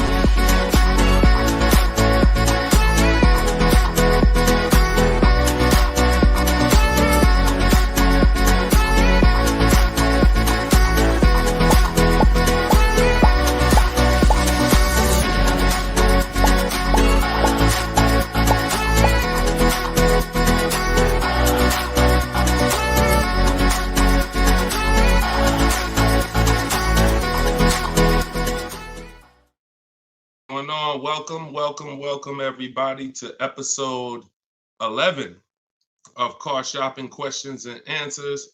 I'm your host, Deshone the Auto Advisor. I'm just sharing the broadcast onto Facebook. We're live on all 4 platforms: TikTok, Instagram, YouTube, and Facebook. We do these shows throughout the day, and we do lives. If you see the banner above me, that means you're watching a replay. If you don't see the banner, that means we're live. You guys can start sending your questions in, and we will get down to the order of business, which is making sure that you have the inside strategies, the best strategies to car shopping online so that you can get below market deals. Good to see you, Miss Brooklyn. I see you on TikTok. Let me pull up Instagram. I like to see my Instagram comments. I got my man Dolan in the back moderating, and so he'll be pulling your questions in as you type them. If this is your first time on a live with me, can you type the number 1? First time ever on a live with us, can you type the number 1? And everybody who's been here, if you've been here before, can you type the word welcome so we can give a welcome to the first timers in here, to the people who've been here before. We got a lot of first time people. Good to see you. All right. And type a welcome to everybody who's been here before. Now, I always say you should share this with at least your best friend, because they will get upset with you if you start using these strategies, when you start using them and getting below market deals and they're out there fending on their own and overpaying. All right. So share this with your best friend. Now, just some housekeeping. I am the author of the new book, Cars from Home, 7 steps, not 70, 7 steps to saving time, money, and avoiding dealerships. We're rated 4.94 on Goodreads.com. So I appreciate all of you who have helped us get to this rating. I'm showing it right here. I think right now we're up to 35 ratings and 28 reviews. I appreciate everyone who's taking the time to review the book. So appreciate it. Everyone can get your copy of Cars from Home, my digital book, in my TikTok bio for 75% off. It's normally $97. You can also get it in my Instagram bio. And then we have a comment in the Facebook and YouTube section pinned so that you can get your copy for 75% off. And we also have the banner for those of you who are watching us on TV. You can simply scan that QR code with your phone to get your 75% off. It'll be in your inbox in 3-4 minutes. Now, something very important to know, that's only for 30 minutes. Once you visit that site, you'll see the 30-minute timer. Once it goes to 0, the price does go back up to $97. So get your book before the 30 minutes. All right. So come on in. Dolan, whenever we get the first question, you guys can start. We can start bringing them in. And what I always say is type your questions fast, stay by your keyboards, because we like to dialogue with you while you're on the show with us. Okay, Carm from TikTok said, would there be any benefit for me in turning my lease in early if I'm going to finance my next car? No, because a lease is a contract. So if when you set out, like with a finance, you could switch it in any time. So finance, it's your prerogative whether you want to, sell that car. Some of you may have been taught you had to kind of have your car. Some of you may have been taught you had to wait and basically have your title before you could sell the car. That's not true. You can sell a car that you own anytime you want, whether there's a loan on it or not. Now, in the case of a lease, it's not like that. You have a set term, usually 36 months, 39 months. We don't do 4-year leases. And so unless you can sell that car and break even through what we call the equity assessment process, where you're going to get cash offers, then no, there's not only is there no benefit, there will be penalties to you doing that. So that's the only way to get out of a lease early, is to sell your way out of it. If you turn it in early, all those payments will be due that you were responsible for. All right. And if you're going into a finance, I hope you're going from a short-term mindset to a long-term mindset. So hopefully you're like, okay, I plan on keeping my next car at least 8 years so that I can make sure I get the benefits of purchasing. There's no other benefit of purchasing, in my opinion. And look, if you guys want to throw some out there, there's no other benefit of purchasing besides the fact you can outlive the depreciation of a car. Paying the car off is not a benefit if you're still seeing massive depreciation. So if your car is losing thousands and thousands of value every year, thousands of dollars in value every year, but it's paid off, who cares? That's a loss. But with a purchase, you can hold on to the car long term, and then you'll outlive the depreciation to the point where the car is not losing value every year. It might lose a couple hundred. That's it, but not normal depreciation. So hopefully if you're switching from a lease to that, that's your mindset. Okay? Nothing else makes sense. Financial sense. All right, go ahead, Dolan. Next question. This one's from Instagram. Oh, wait, hold on. We got another one. Instagram. I extended my lease on my 2020 Jeep Grand Cherokee. I only pay about $270 and change a month, thinking I should buy it out. What are your thoughts? Why do we want to go from leases to buys? There are two totally different benefits. First of all, $270 a month, and I'm assuming you put money down, because even on a great lease deal, $270 a month is just not going to happen on a Jeep Grand Cherokee. So you paid that payment a little, you paid to get that payment a little bit, but yet and still, a lease is, the benefits of leasing are you're driving very expensive vehicles, brand new vehicles, $25,000, $30,000, $50,000, $100,000 vehicles for pennies on the dollar when you get great deals.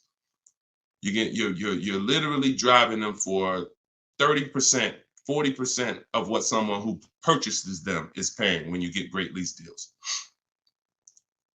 What's the benefit of switching to a purchase? What's the benefit of buying a used car after that? Which is what you're asking, Patricia, is, okay, should I go from my lease to buying a used car? Because that's what when you buy your lease, that's all it is. You're buying a 3-year-old used car. There's nothing different than that. So if you are of the mind, and also to get a payment that is relatively low on a lease, you got to take a long, when you buy out your lease, you got to take a 6-year loan, especially with today's interest rates. You're going to take a 6-year loan.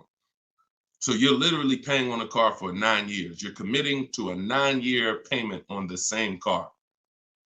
Think about that.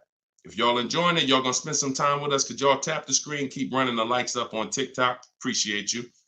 All right. What's the benefit? So why are we doing this? And for the, all I do is I spend my time talking about numbers and thinking about financial ramifications, financial consequences of the decisions we make. And I try to explain them to you so that you can look down the road and see that this doesn't make financial sense for me to do this. So if you're looking at a $270 a month payment and you put money down, your best bet is going to be to shop for another vehicle, unless you want to keep the car a long time. If you say, Deshone, I'm keeping this thing 8 more years, then you can buy a used car, because the only way it's going to make sense for you to pay 9 years of payments on the same vehicle is if you keep it at least 11 years, which is 3 when you bought it, when you leased it, and then another 8 once you bought the lease out. 11 years. But you paid for 9 on the same car. So there's no good reason to do these things. Buying your lease out is the only scenario where you come in. I used to have people come in the dealer. Some of you who are new to the show, I worked for Mercedes-Benz for 5 years. I worked for General Motors for 5 years. I had my own new car brokerage for 4 years. So I've been in and around cars for the last, since 2006. People would come into the dealer and say, they had a car that they bought brand new. I want y'all to listen to this and stay by your keyboards, all right? Because I'm going to ask you a question. Somebody comes in a dealership, they're looking to replace their car. They say, Deshone, you know what? I want to trade this in for something different. I say, okay, how long have you had it? I had it about 5 years. Oh, so you bought it new? Yeah, I had it since it was new. Okay. Now, somebody's had a car 5 years. If your friend came up to you and said, yeah, I'm about to replace this one, and they told you they had it since it was new, wouldn't you think that it was either paid off or almost paid off? Yes or no? Yes or no? See, if I tell you a story that you'll never forget, you'll eliminate the bad buying your leases. It won't come to you anymore, because you'll think about this story. All right. So most people would think, right? Yes, I see you, Fuzzy Nuggets. Okay, I see you, Lori. Somebody said I had this car for 5 years since it was new. It should be almost paid off, if not paid off, right?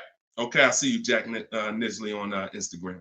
So we go through the whole thing of calling the bank, because I ask him, he says, oh, no, it's not paid off yet. Okay, do you know how much you owe? No, not really. Okay, I'll call the bank, I'll get you pay off. We'll find out how much you owe. Now, when I see somebody who would come in the dealership and they were trading the car in 5 years or 4 years or 6 years, I already knew I was going to talk to them about leasing, because they were going to love leasing when I started showing them the numbers and saying, hey, you should stop swapping these cars out. So that's what I'm prepared to tell them about. You're going to lower your payment, and anything your car is worth. If your car is worth 15 grand, most of that is going in your bank account. So you're going to pull all that money out, put it in your bank account. You'll lease the new car with little money. So I'm getting ready to drop good news. And I've done this for so many people, right? So I'm preparing to do this for this person.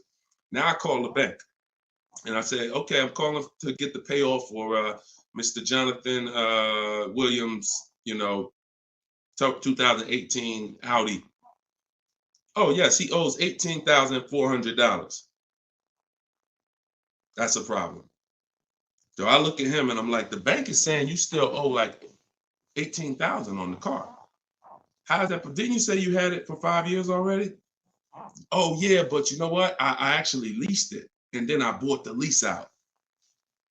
This is how I found out this was horrible.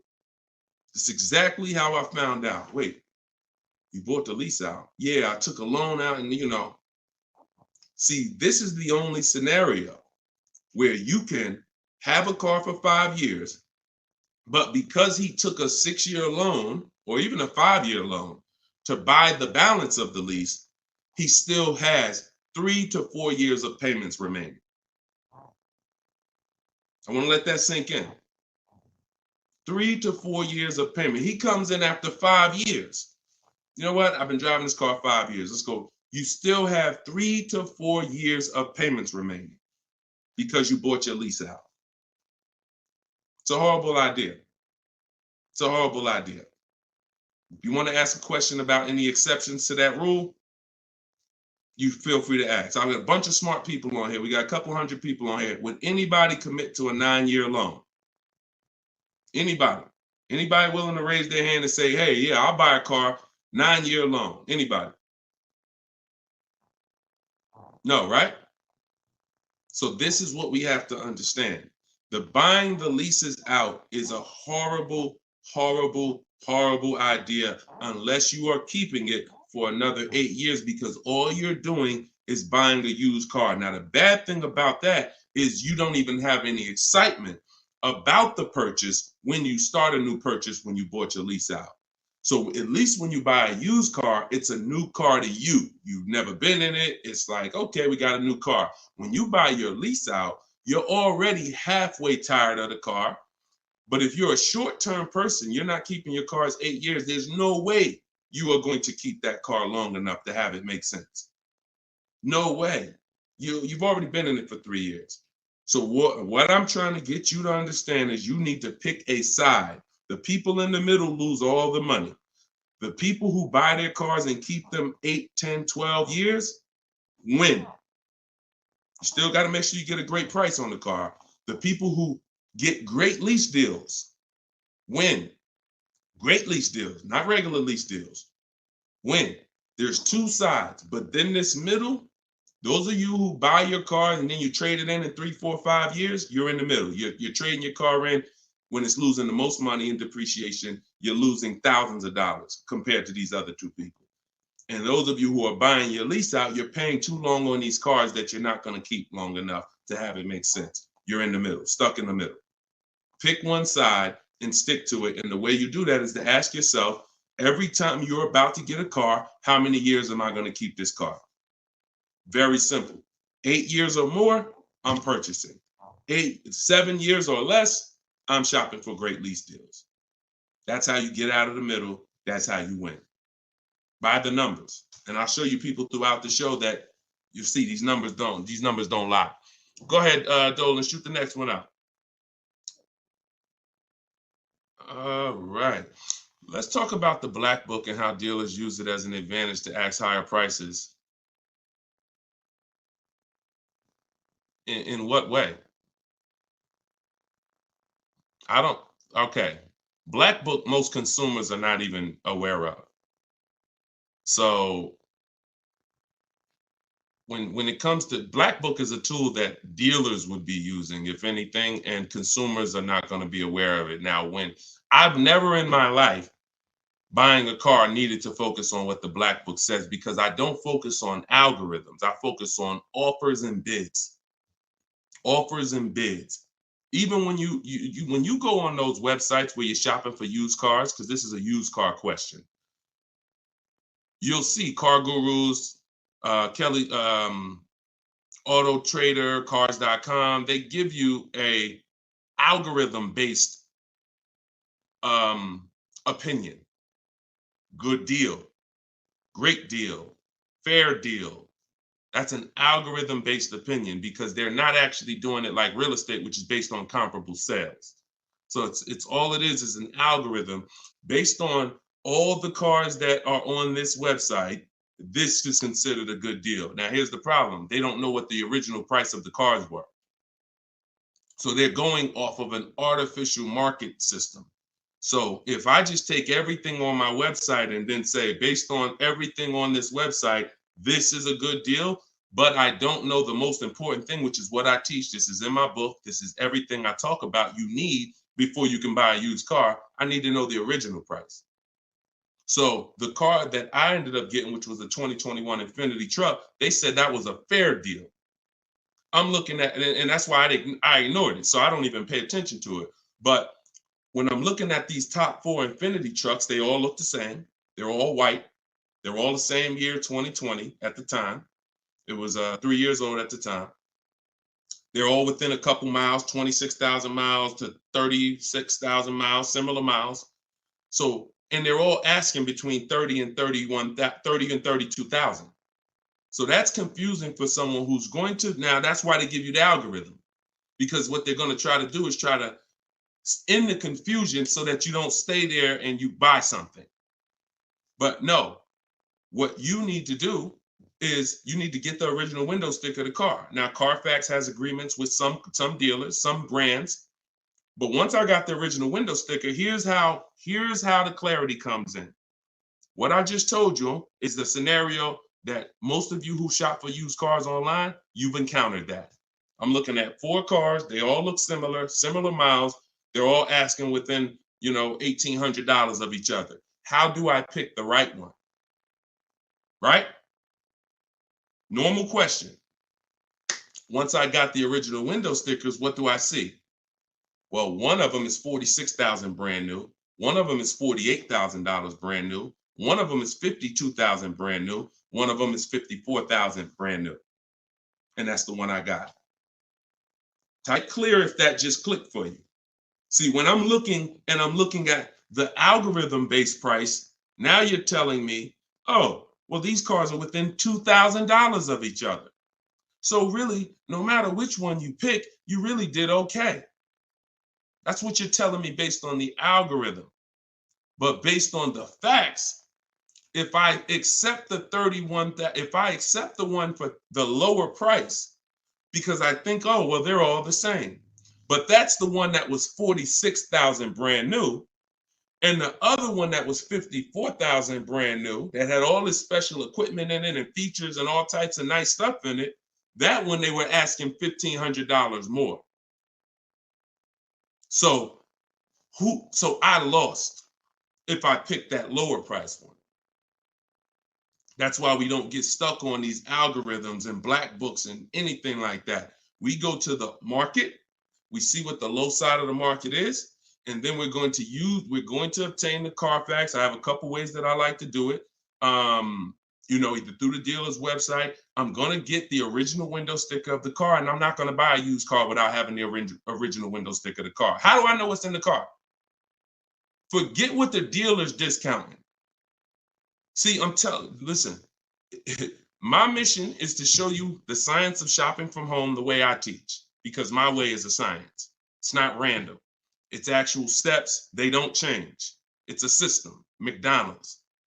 Drop the nuggets in for 5 minutes. When you hear the beep, take the nuggets out. They're done. Don't do anything that I don't tell you to do. That's my system. Now, the other ways is the other part of my mission is to show you the hidden money that you haven't been trained to see in your car deals. And this is the hidden money. Looking at things that don't matter is the distraction. It's the time waster. What matters when I'm buying a used car, when I need to know whether I'm getting a great price on it or not, is how much it was originally. And what is the discount off the original MSRP? That's all that matters. That's all that matters. Okay? Different way of doing things. Different. And this is how I want you moving. Go ahead, Dolan. Next question. What's up, Andrew? YouTube, I see you. I'm going to lease a 2024 pickup, but I want to have a hard cover on it. Should I search for a truck with a hard top, or can I have one installed while I'm leasing? Would that affect my lease? Great question. Usually anything, I mean, if you can see, here's the thing about seeing a truck that has it. A truck that has it, that option is going to residualize into the lease. What that means is, if it's a $1,500 hardcover, you don't pay $1,500 for it. You pay the percentage based on the lease. You pay the percentage you're using. Now, if you go and you put a $1,500 cover on it, aftermarket or after the lease is sealed, now you're paying the entire cost for that. So my first goal would be to try to find one that has a hard cover built in and on that window sticker, because everything on that window sticker is going to residualize into the lease. Okay, good question. Good question. Go ahead, Dolan.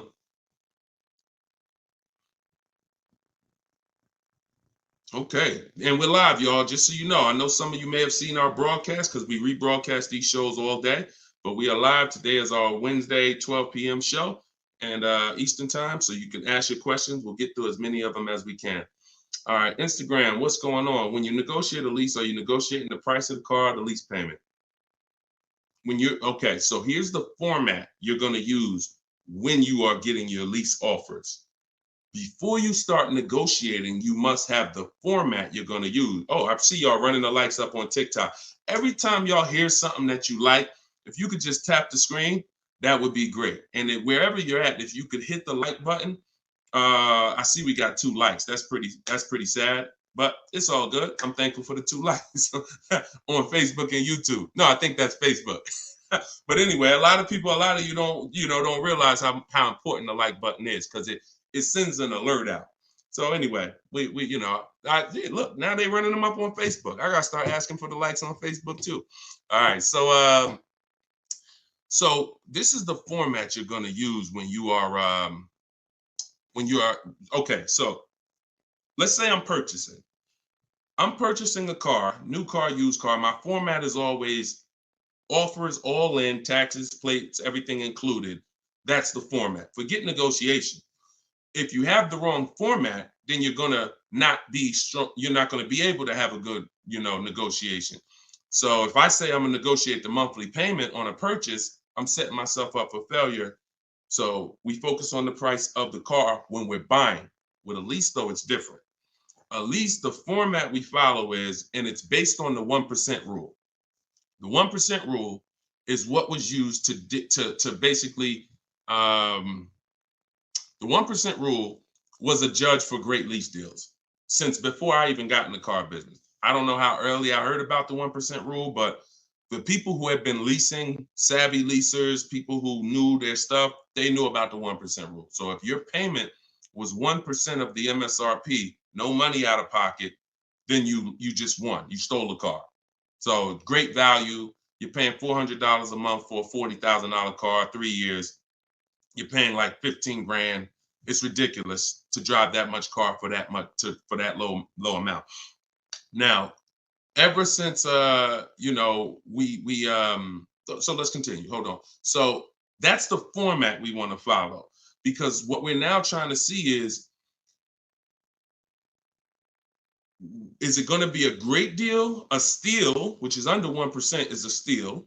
I call 1% to 1.5% a great deal, and then over 1.5% is a bad lease deal. So we're looking to see, but we need to follow that formula, that format, so that we can judge. And what that is we get our offers with first month's payment total out of pocket. Listen, we do not say the word down payment anymore. I want you to eliminate down payment. When you're shopping, I want you to eliminate the word down payment. Because who's had this happen? Be honest. You come in, you're talking to a car salesman, you're like, okay, I can put $2,000 down. Now, later on in that transaction, you end up finding out that the $2,000 down didn't include tax, didn't include the fees, and now they're asking you, well, how do you want to take care of those? Who's had that happen? Type me if you've had that happen. Oh, I thought that included everything. Now, I thought, 2,000 was like, or they'll look at you and give you a quote and say, okay, yeah, your quote is 2,000 down, X amount per month. And then you get up there and you say, hey, oh, yeah, it's 2,000 down, but you got to pay for your plates and then you got to pay for the taxes, or do you want to put those in the payment? So whenever you leave these things to chance, you leave an opportunity for you to, be surprised, and we don't like surprises. So what we say is total out of pocket or total due at signing. Either way, this is the amount that I'm coming out of pocket with. Everything else needs to be included. So we're doing our lease quotes with total out of pocket, only our first payment. Because when you lease, you pay your first payment and then you drive off. It's not like a purchase where the payment comes 45 days later. It's pay your first month's lease payment, then you drive. So that's all we are paying. That's it. First month's lease payment. Now, I'm not telling you that's all we will pay finally. You can keep that question up, Dolan. I'm not telling, because I want people to know that what question I'm answering, even though it might take 2, 3, 4 minutes to answer it. So there's plenty of scenarios where we are going to put money down. Once we have a great deal, we might want to lower that payment. So there's nothing wrong with putting money down as long as you know the risk and as long as you know, okay, I already got a great deal. You can't buy your way to a great deal with a down payment. You can't say, oh man, I don't like this deal. Man, all right, show me what it looks like with $5,000 down. And then they're like, oh, okay, yeah, I like that payment better. Let's do that. No, you're trying to buy a deal. You have a deal before the down payment comes in.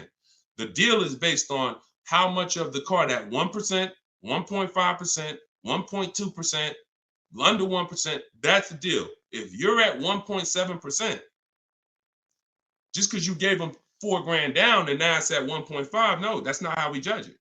You bought your way to that payment. You're paying overall too much for the car. So that's the format we use. First month's payment total out of pocket, 12,000 miles per year, all taxes and fees rolled in, and we get at least 5 quotes. At least 5. You are not going to get to the money without at least 5 quotes. It's not going to happen. It's not going to happen because 80%, I work with thousands of people all around the country. Some of y'all saw my group. We got 1,600 people in my private group. That's, we have a couple thousand people, 4,000, 5,000, 6,000 people that have my book.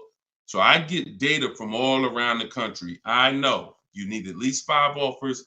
80% of dealers are overpriced. So if you get 4, 80%, if you get 5, 4 of those offers are going to be overpriced in 90% in most cases. And some people go, if they're shopping for a popular vehicle, they may do something like Charles. Charles was shopping for a Palisade. He knows that's a popular truck. He got 10 offers. And when you use what's in my book, for all of you who like Deshone, I want that book. It's $24 if you get there for the 75% off. In there is my scripts, and it's the way we contact dealers online to get offers online. We always get our offers online. We don't talk. I'm not giving you scripts to say, hey, yeah, all right, I gotta remember what Deshone told me to say. No, we are online. They're online scripts and templates, because if we talk, we're messing up. Whenever we're talking to a salesman about numbers, you're not following what I teach, because I'm never gonna be in that position. I'm never gonna tell somebody to be in that position. Everything we do is online, but you must get 5 offers at least. And you see, Charles got the Palisade, $48,000 truck, $597 a month. It's people on here. It's probably people watching this broadcast that's like, I got that same truck, Deshone, and I'm paying like 7, 8, 9. It is what it is. You need new strategy. So go ahead. That's how we format leases. And once you get your offers in that format, Nicole, now you can start to compare the offers, and now you can start to negotiate if you want to make, because we always make counter offers. Whenever someone sends us a quote, we always make counter offers. In fact, I have a calculator that you put the offers in and it tells you what you should counter. But if you're going to do it your way or my way, it doesn't matter. We always make counters and then we settle from there. That's how we negotiate. Right format, then we do our counter offers. That's how we negotiate and get these deals. All right. All of this is in my book. For those of you who haven't gotten there yet, or those of you who just jumped on, it's in my TikTok bio. It's in my Instagram bio. There's a website there. You just click that picture of me. You won't leave the broadcast. Click the link in my bio and click the button that says 75% off the new book, and you'll have your copy in your inbox. You can use all of this stuff forever. And it's a digital book. Some people say, Deshone, is it in print? You don't want to print the book? No, because I can't update it. If I print the book, every single new thing that happens, I gotta remake the book. And now you got Cars from Home Volume 1, Cars from Home Volume 2. Every year I'm putting out a new volume to update it. No, with the digital book, we can update it all day long. So it's really a one-time purchase. So in the Facebook and YouTube comments, you guys can get yours, and you can win. Go ahead, shoot the next one up, Dolan. Okay, Sierra on Facebook. Even if you're getting another lease, will you still owe the remaining payments? Yes. Yes. Look, it's a bunch of lies. I know people have told you that if you now let me preface this, because what she's asking is, see, a dealer that you did business with may make it look like if you come here, we'll get you out. Who has dealers calling them right now telling them, hey, come on in, we'll get you out. We'll take care of the old payments. We'll get you out of your lease early. We'll buy you out of your lease. Or if you got a car and you're not leasing, they're like, hey, we need your car. Hey, come on in. We'll make a deal. We'll keep your payment around the same on the new version, all of this stuff. Okay? So I want to talk specifically about what happens. First of all, that's a computer generated letter. So when you see, hey, Rico, my manager just saw your 2014 Saturn Ion. Man, I have a customer looking for that exact car. That's all a computer rated. That same email, that same letter goes out to 10,000 people at once. Okay, so don't. So understand that. Now let's hone in on the people who they hit you with I'll get you out of your lease early. There's only one way where payments are going to be waived, because the dealer can't waive payments. Only a bank can. So if you're with Honda Financial, if Honda Financial decides they want to do some type of loyalty program where they waive remaining payments, and it's usually 1 or 3. The most I've ever seen when I was with Mercedes, there was some cars they wanted to get back. They did 5, but that was it. And that went away. So, even from 2019, I didn't see payment waivers on leases because I don't know, for whatever reason. I saw them early in my career with Mercedes, but not later. They went away. So what they'll tell you is we can get you out early and we'll take care of the payments. If they don't have a payment waiver, then they're rolling the payments into your next lease. And what they'll depend on is you're just so desperate for a new car that you'll just take it and you won't ask any questions. But when you shop the way I'm telling you to shop, which is we don't give our old car to the dealer until we make sure we can't make money. We don't just drop off a lease at a dealership. We do an equity assessment to see if there's any money in the lease that we want to make sure we don't give to the dealer. Because if you drop off your car and it's a lease and the dealer runs your payoff and they see, wait, the payoff is 18, but the market value is 21. Let's buy that. We'll make that and we'll keep that 3,000. If they're going to do an equity assessment, see, here's what's crazy. And here's what you got to understand. They're doing an equity assessment regardless of whether you do one or not. We're going to do one. Every single lease that comes in that a person drops off. Why do y'all think y'all seeing commercials now that say we're a lease return center? Bring your leases here.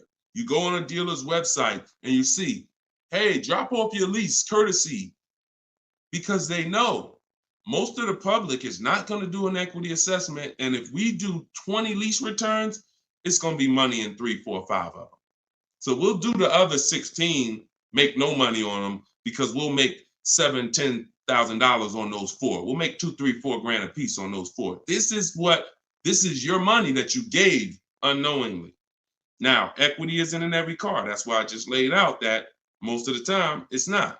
But if you drop off your car without doing the equity assessment, which is getting real offers, CarMax, Driveway, Carvana, Kelly's Blue Book Instant Cash Offer, Car Guru Sell My Car, AutoNation Sell My Car, that's 6 offers. We get 6 offers all the time because everything we do is a bid. So if you don't do that, you're now potentially leaving thousands on the table. So when you do that, you're not going to ever feed into the, oh, let the dealer who wrote me a letter say, bring your car in and we'll get you out of that car and we'll take care of the payments. You're going to know if you have equity or not. Now, if you do not have equity, then all they're doing is saying, how can we finagle this, get them out of this car into a new one? Move those payments over. Yeah, they got $6,000 worth of payments left, $3,000 worth of payments left. We're going to move that over to the new deal and we'll get them in a new car. So instead of leaving out, waiting, being patient, and now if you would have been patient, ended your lease and shopped the way I'm teaching you to shop, you'd have got a $500 a month lease deal, $400. But they'll get you out early because you're paying $650 right now. And they'll say, hey, come on in. They'll move the numbers around and they'll say, look, good news, we kept you at $650 and you get to get in another car. But the reason you're at $650 and not $5 is because you have thousands of dollars from your old lease that has now been built into that new lease. And this is how payment buyers lose. Payment buyers lose all the time like this. Hey, yo, what could you get me to on that car? How much that lease for a month? Oh, how much could you get me to on this car? Yeah, I could put like $3 grand down. Payment buyer, you lose because you don't really see the numbers. So you stick around, you use what I'm teaching you, you'll see the numbers and I can't reveal these things to you. I can only tell you they exist and give you the strategy. You don't believe it until you've seen it for yourself. All this stuff sounds good. If you've never used my stuff, this sounds good. You don't believe it yet. You hope it may work. Anyone who got my book, you're hoping this works. But once you use it, you're a believer. It's a difference. So we got, look, this is Tiffany. Tiffany wrote, she got the book. She sent me this the other day. She said, look at my deal. $44,820. I told you, everybody who has my book, I told you, email me your deals when you get your card. Look, $44,000 sticker. She got a $6,530 discount. And look, I'm not going to read everything she wrote because she's just praising the system. She's praising sitting there, negotiating from home, using the tools, winning. Save more money on this new car, brand new car, than she's probably ever saved on any car. And she never had to go in a dealership to do it. Bids. So she was hoping this would work. She was on this show. If she got my book, she couldn't have been in my life more than a month. We just started the show. So she literally was hoping, all right, I'm going to use this, Deshone. But now it's not a matter of hoping. She knows. That's where you got to get. So all of this stuff I'm telling you, you got to prove it to yourself by the actions you take. And once you see how overpriced these deals have been that you've been considering, you'll understand, wow, I'm never going in a dealer to get my prices again. Never. And then that's when you know you've been transformed. Go ahead, Dolan, shoot the next one up.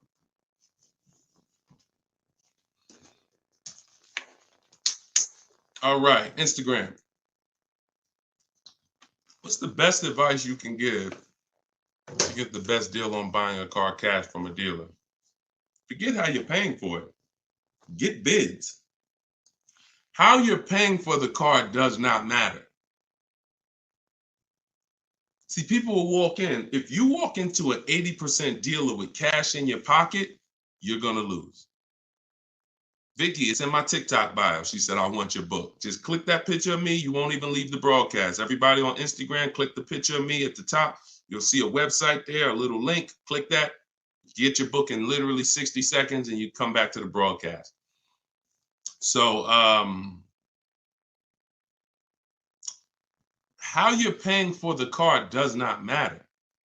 So people walk in and say, yeah, look, I'm paying cash. What's the best price you could do on this car? If you're in an 80% dealer, you there's nothing you can do.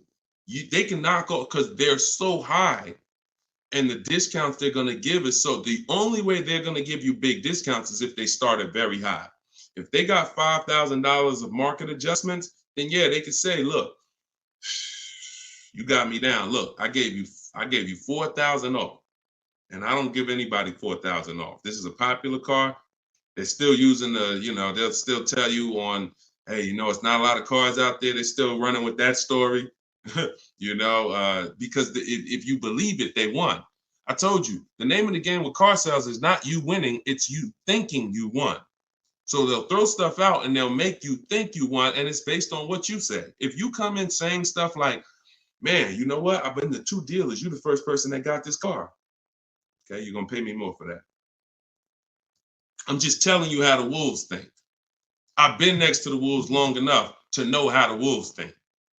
So everything you're saying is working against you and you don't even know it. Man, I need a car this week. You're going to pay more for that because you can't say no for long. Oh, I need shoot, man, I went to another dealer, man. They gave me this quote. That quote was so high. I was like, nah, I'm not buying from them. Okay. I'll be a little lower than them, but not much lower. So this is why in my system, you don't talk. I'm not teaching. Y'all never have heard me ever say on any of my videos, remember to say this when you're in the dealership. Remember to say this when you're talking to this person. Because that's a losing battle. Everybody that's been trying to teach you that has failed you because you can't win dealing with a trained salesperson that sells cars 5-6 days a week, negotiates 3-4 times, probably 10-15 times a week. So when you talk about what's the best advice for someone paying cash, the best advice is to realize how I'm paying for the car is not important. Who's going to sell me the car for the lowest price is what's important. If I'm buying a used car, who's going to sell me this used car for the lowest price? That's what's important. If I'm buying a brand new car, which dealer out of all the Nissan dealers, I want a Nissan, which Nissan dealer is going to sell me this car for the lowest price? That's what's important. That's what's important. Separate the transaction, separate the acquisition of the car. And then I would tell you the same thing if you were talking about monthly payments. Monthly payments is not important. What's a good monthly payment on this car that I want? Before you think about the loan that you're putting on the car, which is what you're talking about, which is why we separate our transactions. We get bids when we sell our car because we don't trade. We get bids when we're buying our cars. We get bids when we're getting our loans. Separately. See, car dealers have taught you to give them 3 transactions. You're going to buy a car, you're going to trade your car into us, and you're going to give us the loan. That's 3 transactions. There's money in each one of them. So any transaction that there's money in, we're bidding it out. So if you were like, hey, what's a good monthly payment on this car I'm looking for? I would be like, monthly payment is important. The loan isn't important. The dealer who's going to sell you the car for the lowest price, beat all their competition, give you the largest discount. That's what's important. Then you drop the money. Clear? If we clear, if y'all clear, if we're following, if you're getting value out of the show so far, if you're loving the show, type a $ and let me know. All right, Dolan, next question. If you're getting value, everybody following, type $ if you're following. Skinner, what's up, my man? Good to see you. Okay. All right, this is Miss Brooklyn. All right, I see you. Maxine, I see you. TikTok, Glenn Wright, I see you. All right. Hold on 1 second. Instagram went down for a second. I like to get them down here. All right, I see you, Simply Elegant NJ. Okay, so Miss Brooklyn on TikTok. May I ask, my lease got totaled. Is there any good in that? I have 4 months left on my lease. Not really. The only time it's good when the lease gets totaled is if you rolled a lot of negative equity into that lease to get out of it. So if I went from a finance and I had a bunch of, many of you, once you learn that, if not leasing has cost you money, and big money. I cannot downplay this. Big, huge money, thousands of dollars, probably $4 or $5 grand every single car. Plus, you're not driving the cars you could be driving. So on top of that, just the money you lose is $4 or $5 grand. Then the cars that you're not driving is you can't put a price on that. You're driving an older car versus somebody who's driving brand new cars that are under warranty. So, but many of you, once you find out that you bought into a lot of bad advice about leasing, you're like, and we've had those questions come on the stream very regularly. Deshone, should I wait? I know I need to lease now. I need to be leasing, but should I wait or should I just transition now? It's always transition now. There's no benefit of waiting. Once you know you're not keeping your car 8 years, you're not going to outlive the depreciation. I need to be moving into a lease now, into a better financial structure, better vehicle. So if you move, some of you, when that happens, you're going to have 3, 4, 7 grand of negative equity that you're moving over because you're a short-term person. That's the only benefit if the lease is total, because all that negative equity gets wiped out and you get to start fresh. Now, if you put money down on a lease, these are the risks of putting money down on leases, and you need to know them. If your car is totaled or stolen and not recovered, you don't get the money back. So it's very important to assess the risk. I talk about this in my book. I talk about everything in my book. There's nothing that I'm talking about on this show that's not in my step-by-step book. So in fact, everything I'm teaching you is out of my book. So when you look and say, all right, should I put money down? Then you assess your risk. How many vehicles have you had stolen in your life? If the answer is 0, then chances are you won't have a vehicle stolen. If you say, man, I've had 2, 3 vehicles stolen, then I wouldn't put money down. I wouldn't put a lot of money down because the odds of you getting another vehicle stolen seem to be high. And if your vehicle gets stolen and they don't find it and you put $5 grand down on your lease, you're not getting the money back. Now, the opposite, the other end is if the vehicle's totaled, like you experienced, Ms. Brooklyn. If the vehicle's totaled and you put $5 grand down, you don't get the money back. So you ask yourself, how easy is the vehicle to total? If you got a Honda Civic, a Toyota Corolla, small SUV, something that's easy to total, then I wouldn't be putting money down on that lease. I wouldn't put a lot of money down. I've had people put money down on SUVs and bigger sedans and bigger, S-classes. When I was at Mercedes, people would lease S-class for like $1,400 a month. They put money down to lower the payment. I've had people put 7, 8, 9, 10 grand down on a lease on an S-class because they know it's hard to total an S-class. Like you have to be in, God forbid, a once in a lifetime accident to total an S-class. So that's what you do to assess your risk.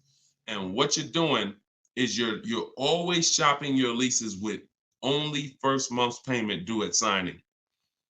Because if you can get a car that has everything you want, and once you get all your offers, if the monthly payment's in your budget with no money out of pocket, then that's what I would do all day long. That's what I would do all day long.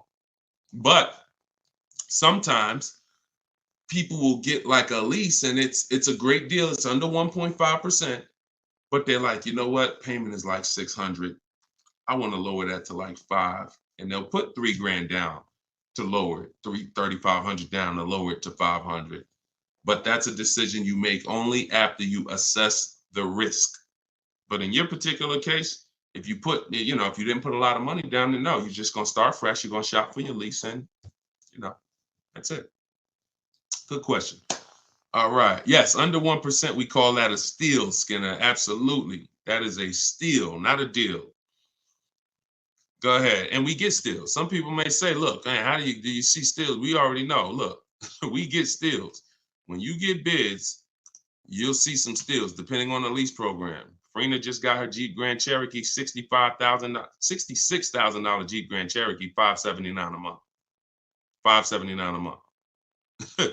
0.88%. Sitting at home getting bids. All right. Go ahead. Next question, Dolan. Shoot it up. This is Byron on TikTok. How long should you wait to refinance after the purchase date? As soon as it makes sense.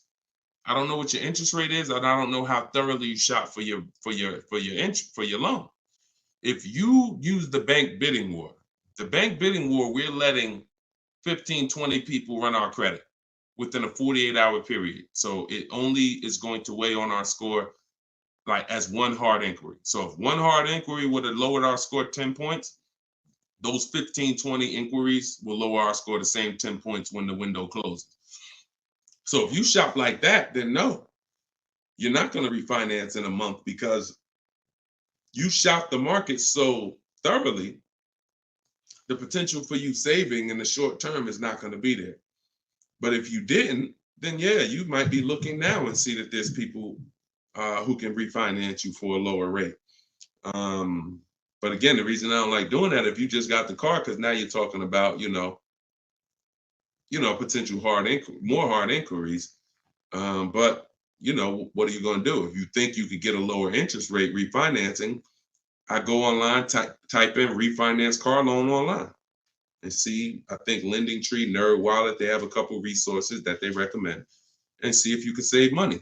I'm refinancing if I could save money, if I could drop, because look, on a $30,000 loan, if you got $30,000 that you owe, if you could drop your interest rate by 1 point, that's probably $1,000. So, I mean, if you're not taking the shopping of your interest and your loans, that's why we bid this out. In my book, not only, and I have a section when I send it, it's called the Bank Bidding War. So I haven't combined it into my book yet. But for those who are financing, I'm going to restructure the book. Again, another update coming of the book, because that's what we do. And I'm going to add the Bank Bidding War to the book.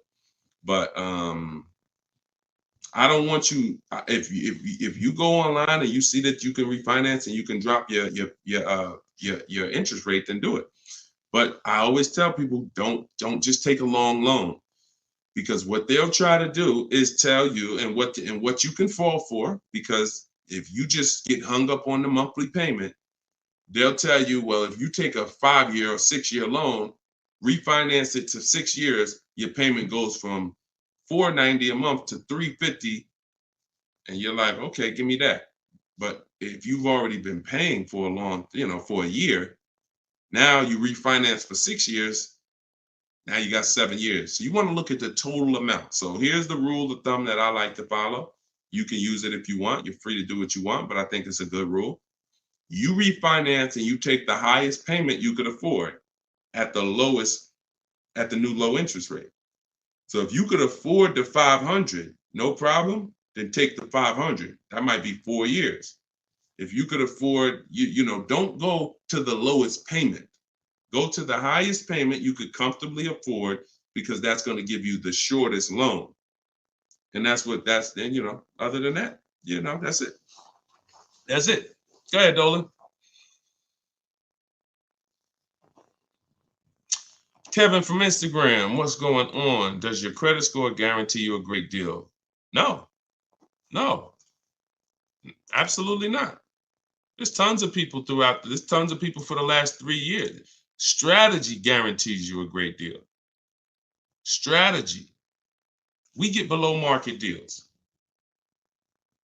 There's no one using what I'm teaching. There's no one using what's in my book that's following my strategies and that's not getting below market deals, because we see the market. You can't get below market deals if you don't even see the market. How you going to get below market deals? You got one offer. You got 2 offers. You get what I'm saying? How do you know what the market is?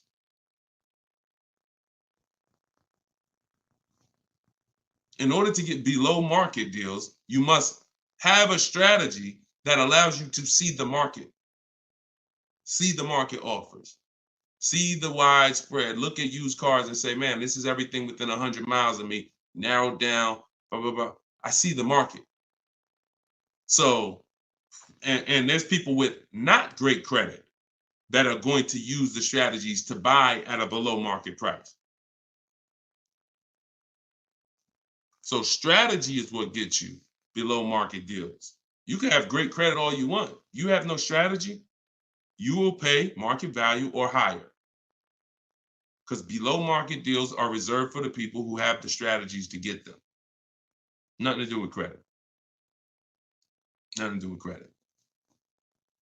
I tell you, if you have bad credit, your goal should be the only people I'm overpaying, and I'm not overpaying because it's all I qualify for is my loan. My bad credit is not between me and the dealer I'm buying my car from. My bad credit is between me and the person who's lending me the money to buy the car. If below market price on this car is $18,000, if I don't have any strategy, then I'm going to go in and I'm going to buy it from them with bad credit and end up paying 21 plus the high interest rate, bank fees. And not only did I overpay for the car, but now I'm paying 15, 20% interest.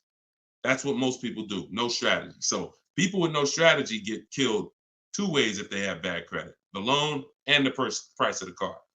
But when you have strategy, the only person who you should be paying more than average is the person who lent you the money. But they should be looking at you and saying, you got a great price on the car. Goes back to what I said about 15 minutes ago on separating our transactions. We separate our car purchase from our loan.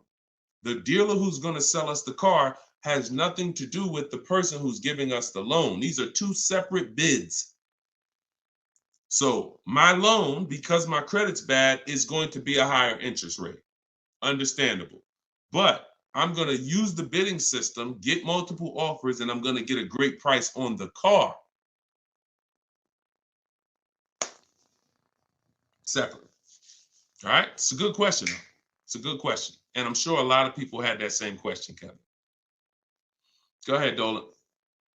All right. Appreciate y'all running the likes up on TikTok. If y'all can keep tapping the screen. Thank you, Ambitious73, for sharing the broadcast. Shout out to the sharers. On Instagram, y'all see next to the comment section, there's something that looks like a little paper plane. If you hit that, you can share this with a couple of your friends. You should certainly be sharing this with your best friend because they might not be friends. I'm going to be honest with you. If I had a friend and he was watching this stuff, shopping for cars, and didn't tell me about it, and I went out and I just went and if there was this new way to car shop to save all this money and he didn't tell me about it, I'd be a little upset, especially when I bring my car home and realize, dag, I overpaid for it, $5,000, $10,000, or dag, I didn't even know about leasing. You know, my parents told me, man, I should never lease. Oh, you don't listen to this guy, Deshone? Nah, man, I don't lease stuff. No, you need to listen because if you're not keeping cars 8 years, he's going to show you why you're overpaying by thousands of dollars by not leasing. It's not even close. Oh, for real? All right, I'll watch him. Then next thing you know, he's seeing me, but he bought a used car last year, or he bought a car that he's now in a finance with, and he's like, man, how long you been watching this guy? Man, I've been watching him for 2 years. You couldn't tag me in a video? You couldn't tag me how many people come on my stuff and say, Dad, I wish I would have saw this before I got my car. We're trying to prevent that. I don't want your friendships destroyed. Not only am I trying to save households financially, I'm trying to save friendships. All right, go ahead, Dolan. All right, we got the next one up. Jason, should you use MSRP minus dealer incentives to calculate the 1% rule or the MSRP without the incentive? Nope. MSRP.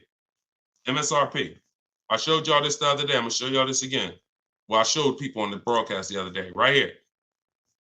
Just let me remove that question so everybody can see it. Just take that question down real quick, Dolan, so everybody can see this window sticker for me. All right. See right here? Total MSRP. That's what you use. That's what you use. So the reason why you're using the total MSRP is because once you use if you're on TikTok, you'll see it on the rebroadcast because we rebroadcast these shows throughout the day. Once you see the MSRP the percentage is what's going to change. based on the offer the dealer made you.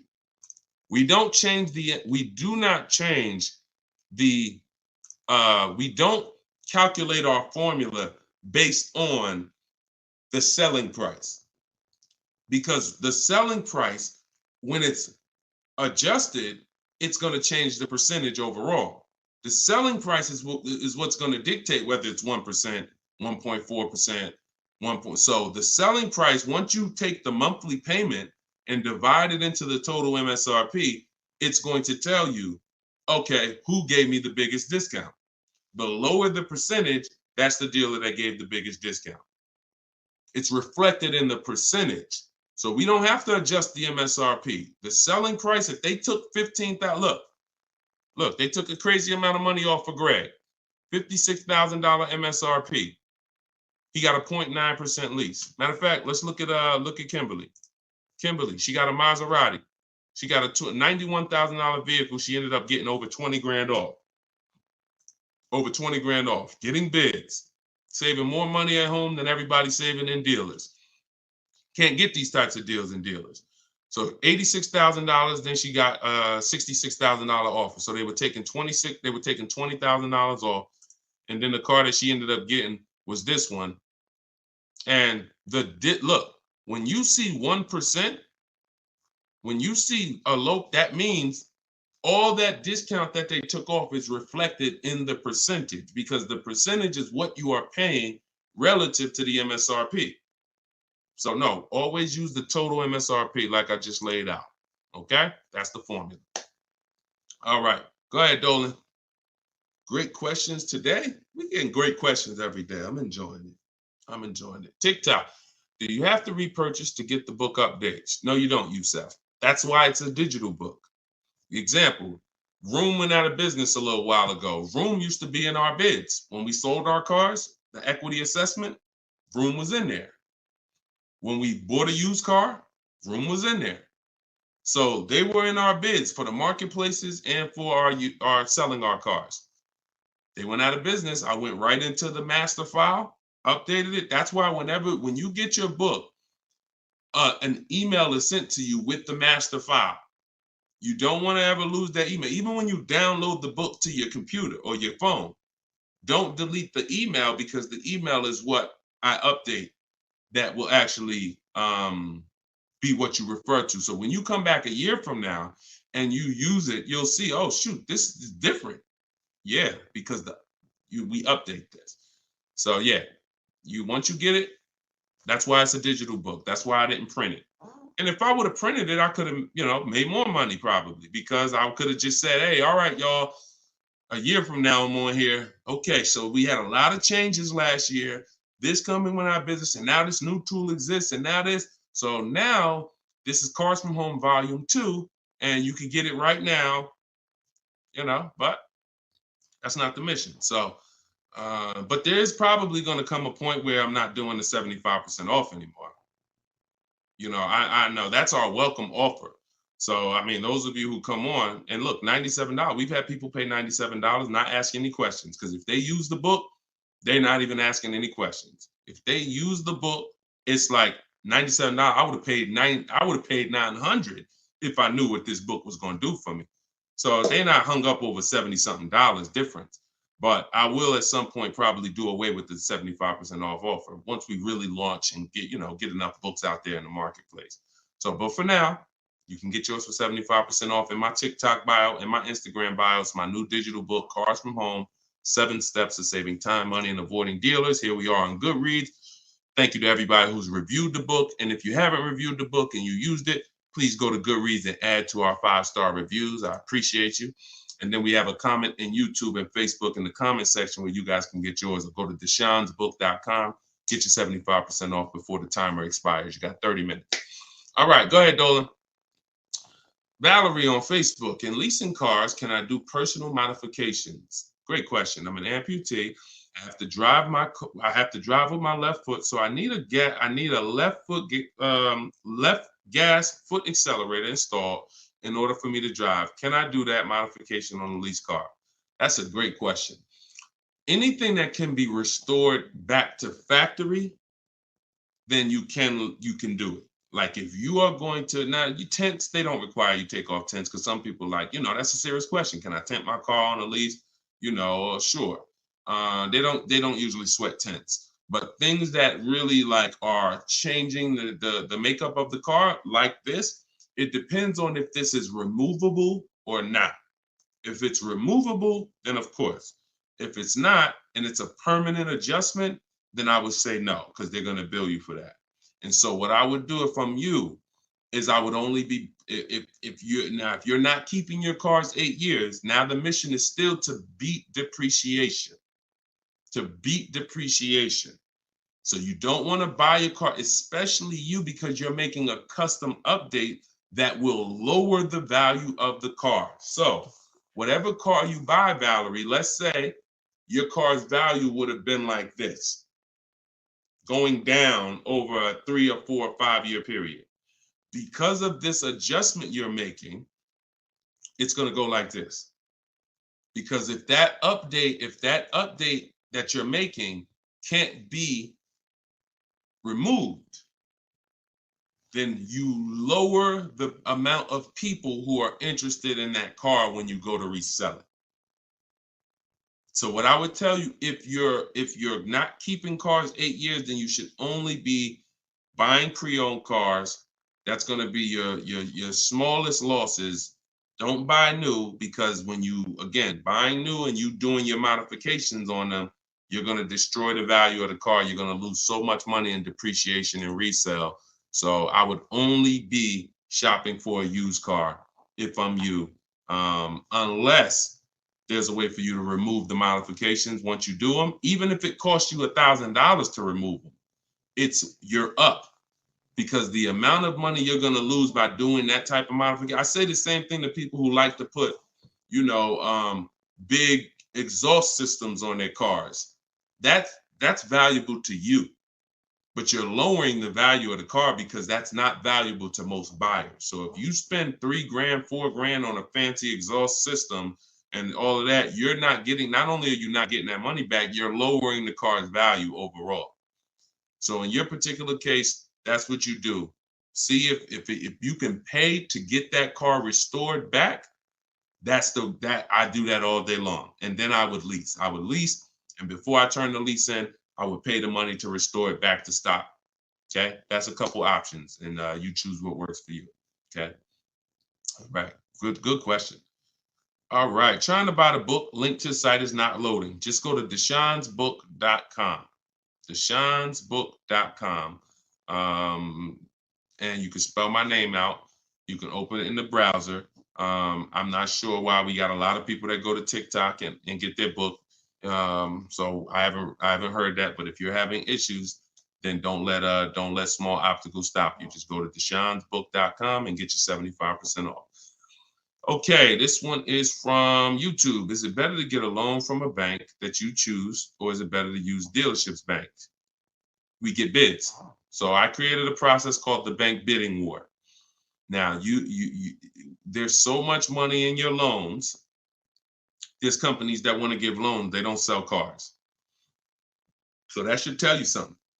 If there's plenty of companies in this world that want to loan money, they don't sell cars, then that should tell you there's a lot of money in the loans.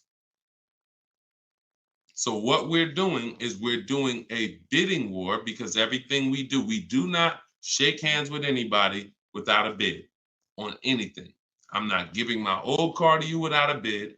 I'm not getting a loan from you without you winning a bid. I'm not buying a new or used car from you without you winning a bid. So we're not doing the bidding process until after we find the dealer who's going to sell us the car. Once we find the dealer who's going to sell us the car, won the bid, one dealer who says, okay, I beat all my competition, now we're buying from them. We are going to lock up that car with a deposit, and we're going to go home and we're going to start the bidding war. So the bidding war is 3 rounds. It starts before we look for the car, because we want to see if there's any special interest rates. So if I'm shopping for a car, round 1 of the bank bidding war, this is also in my book. And as I said, when you get your book, you'll actually see I'm sending you 2 files. I'm sending you the book. I'm sending you the bank bidding war blueprint separately, because I haven't added it to my book yet. But Round one is to see if there's any special interest rates, because if the car I'm looking at has a 0% interest rate from the manufacturer, or 0.99% or 1.99%, everything else is eliminated. There's no reason for me to look anywhere else. Now we always have to see what the term is, because sometimes they'll say 0% for 36 months. That's not going to work for most people, because that loan is going to be too short. Payments would be too high. So we got to look at the term. But if we see they have 1.9% for 60 months, or 2.99% for 72 months, this is really going to, no bank or credit union is going to beat that. So that's round one. Now, most vehicles are not going to have that. So then we do what we just said. We're getting the bids. We're finding a dealer that's going to sell us the car for the lowest price, win the bid. Once we do that, we lock our car up with a deposit. We come home. That's where we start the bank bidding war process. So we're going to go online. We're going to call our bank, our credit union, do all these offers, let all these people access our credit with a hard pull. And then we're going to get the bids in round two. Whoever gets the lowest bid, they win round two. Then we call the dealer and we say, hey, this is what I got. If you guys can beat it with one of your banks, I'll do the business with you. That's simple. That's the bidding war. And see, when you do bids, when you follow my process, you eliminate any buyer's remorse. There's two types of buyer's remorse. You bought a bad car, so we have boundaries that we use to not buy bad cars. But then the other buyer's remorse is I overpaid. And not even I overpaid, it's the wondering if I overpaid, that mental torture. And some of you have had it the day you drive off the dealer's lot. Yeah, you think we should have did better? You think I should have asked them for another 1,000? I feel like I should have at least asked them for another 1,000. Yeah, I feel like this. You think the interest rate is okay? Mental torture, buyer's remorse, early buyer's remorse. That's eliminated using what I'm teaching you. When you get bids, it's guaranteed. We guarantee we get the most money for our old car. We guarantee we get the best price in the market on our car we're buying. We guarantee we get the lowest interest rate. It's guaranteed. It's a totally different thing. And the only way we do it is through bids. So that's the bank bidding war. And even I think who used it? I think Tiffany, when she wrote in, she would say something. That's what she was writing about in the end of her email she sent me. Send me your deals, y'all. I always want your deal. I say when you use this stuff, you use what's in my book. Email me your deals. You'll have my email, because when I email you the book, you'll have the email you can send your deals to once you get them. But this is what she said. She said, we received a check from our credit union, $41,000. We let them know we had a check, but their finance person, look, straight out my book. But if their finance person could get us a better rate, we would go with them. The dealer bought us a better rate, half our interest rate. But the bank they chose wanted $1,500 down, so we said no. So that's it. So she took round two of the bidding war, came in and said, look, if you could beat it, you got it. They said, okay, we could do half the interest rate, but you need money down. Okay, no problem. That doesn't work for me. So that's in control. That's like, okay. And there's going to be some scenarios where the dealer says, look, I can't beat it, but I can match it. And in which case you save all the paperwork. You don't have to go through that with the bank. So, and it's the guaranteeing of knowing I got the lowest rate in the market, because I had 15 banks competing, not one dealer who was shopping it. So total different thing. All right, y'all. I see we got a lot more questions. Shout out to the sharers. I see some new followers. If you haven't already, subscribe on YouTube. We got some new things coming for YouTube very soon. Some things that's going to help organize the show and help you reference things and see questions and break them down so you can actually reference your question. So YouTube is what allows us to do that. But we're live on all 4 platforms when we do the show. So whenever you see the banner above me, you know we are, we're replaying it. You can tell your friends about it, because some of you can't make the whole show. You got to go to work, or your friend, you can tell them any time of the day. We're usually rebroadcasting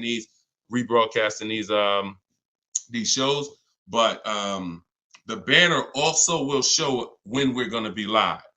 So the good thing about it is, you see in the banner, we'll have the live shows, so you can actually see when we're live and you can join us. So this has been our 12 p.m. show. Everything we taught today is out of my new digital book, Cars from Home, 7 Steps to Saving Time, Money, and Avoiding Dealers. You can get your copy for 75% off for 30 minutes. If you visited the website, the timer started. So once you visit, that timer started. Once it goes to 0, the price is $97, which is still a great price. But if you haven't been there yet, you can get your copy for $24 at 75% off in my TikTok bio, in my Instagram bio, or pinned in the YouTube and Facebook comments. And we'll put the banner back on here for those of you who are watching us on TV. You can just scan this with your mobile camera and you can get your 75% off. But great job. Listen, great questions today. Make sure you are sending me your success stories so I can bring them onto the show, just like Tiffany. If you haven't already, go to goodreads.com and you can post. We just got another review on goodreads.com. So add to our 5-star reviews. Tell us your story so that we can keep getting this message out and the people who want to learn strategy can keep getting it. All right. Always a pleasure. God bless y'all. I'll see y'all on the next stream.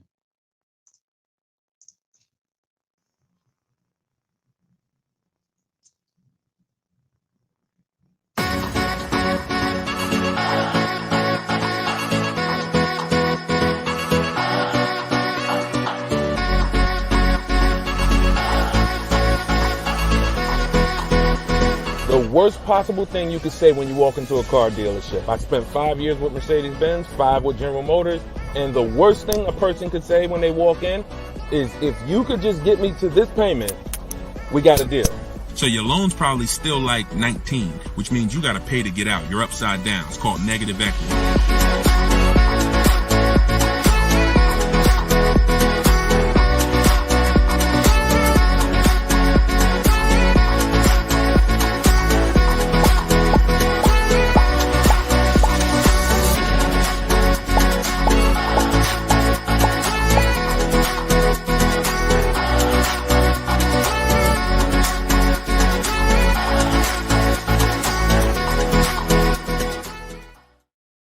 What's up, everybody? Welcome back to Car Shopping Questions and Answers. I'm your host, Deshone the Auto Advisor. This is episode 12, and we do these live shows to make sure that those who are committed to financial literacy get the insider strategies they need to get below market car deals. And the only way you're going to do that is by using strategy. So that is what we teach here. I am all about giving you the simple strategies you need to sit at home and let dealers bid for your business, let banks bid for your business, and let people bid for the cars that you're going to sell, not trade. And that's what we do here. So for those of you who don't know me, my name is Deshone the Auto Advisor. I spent 14 years in the car business. And since 2020, my mission has been to create smarter car shoppers, buyers, and owners. So if this is your first time ever seeing us on a broadcast, could you type the number 1? What's going on, Lisa Jane? Good to see you. I appreciate it. Hey, you're the best. I appreciate it. Listen, you keep using what I'm teaching, you're the best. I just love people who are committed to their money, because the wolves, the 80% of car salespeople who you deal with every day, and you don't know how to find the best car salespeople to deal with, those people are committed to their money. One thing about the wolves and the sharks is they are committed to making their 15, 20, 25, 30 grand a month, and they do not care who gets in the way. When you walk in, you're a casualty of war if you don't know what you're doing. So that's what we do here. So you guys can start typing your questions. I do have my man Dolan in the back moderating. He's going to bring your questions into the show. And if you're watching and you see the banners, that means this is a rebroadcast. But if you don't see the banners, we're live. And right now we're live. This is our Wednesday, 7 p.m. live stream. Okay, so once we get a couple questions, my man Dolan will bring the first one in. We'll get the show on the road. But the simple housekeeping, for those of you who don't know, I am the author of the new digital book, Cars from Home. We're rated 4.94 on Goodreads.com. Thank you to everyone who's reviewed the book and used it. I want you to email me your deals when you pick up your cars. See, what I want from you guys is to be excited about the deal. Right now, most of you are ashamed of your deals. So that's just a fact, because you wouldn't email. And I'm not in the business of telling people they got bad deals. But once you start using what I'm teaching you and you start getting bids and shopping the easy way, you'll love to share your car deals. You'll be sharing your car deals with anybody willing to listen. And that's what I want. Okay, so As part of our welcome launch, you can get your copy of Cars from Home, 7 Steps to Saving Time, Money, and Avoiding Dealerships. It's 75% off in my TikTok bio for 30 minutes, in my Instagram bio for 30 minutes, or if you're on YouTube or Facebook, you can click the comments we have pinned for you and you can get your copy for 75% off. You won't pay the normal $97. You'll get it for $24. So Dolan, if you could, matter of fact, I'll throw the banner up. Dolan, you could throw the first question up and let's get the show on the road. Okay, this one's from TikTok. Miss SPM Clark, how are you? Is it a good time or season to buy a vehicle? That's a great question. Is it a good time? And whenever you hear a question that you like, that y'all running the likes up on TikTok already. Shout out to everybody tapping the screen, running those likes up. I appreciate you all. That's a great question. Is this a good time or season to buy a vehicle? There's no bad time. I'm going to tell you why. What you're depending on is to be positioned to find a dealer who really wants to move a vehicle. Now, 80% of dealers are overpriced. I'm going to continue to say that. Now, the reason I know that is because since 2021, I've worked with 1,600 people in my coaching program and probably another 5,000, 6,000 that have my book already. I know the data. When we're looking at offers, 80% are overpriced. So you need to know that 80% of the dealers that you're dealing with, 80% of the dealers in this country, if you're driving down the highway, 80% of the dealers are overpriced. They don't all have the same prices. I know you may have been taught that, oh, every dealer is the same. They're all different. They're all competing against each other. So you now use that to your advantage. Marketing tells you when does the marketing tell you is the best time to buy a car? We got a good number of people on here already. Make sure you stay by your keyboards because if this is your first time on the show, you'll see we ask questions and then I need you guys typing fast so that we can keep the dialogue going fast. When does the marketing tell you the best time to buy a car is? Okay. Brighten up my light while y'all do that. Hold on. I'll be looking at your answers. Okay. New year. Yep. New cars. Okay. When cars come out. Okay. End of the year after September. Okay. End of the year. I see you, Jamie, on Instagram. Okay. So that's the busiest week of the year. You go into any car dealership, it's a zoo. Now imagine that. I want you to put yourself in the car dealer's shoes. If you knew that you had customers trained so well that by that last week of the year, the place was going to be a carnival. And that's the end of the month is like that too.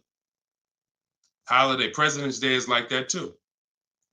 But here's what I want you to think about, because that's just a myth. There's no better deals. So there's some people that are buying cars during the holidays overpaying for them. Because here's the thing, you got a line of people behind you.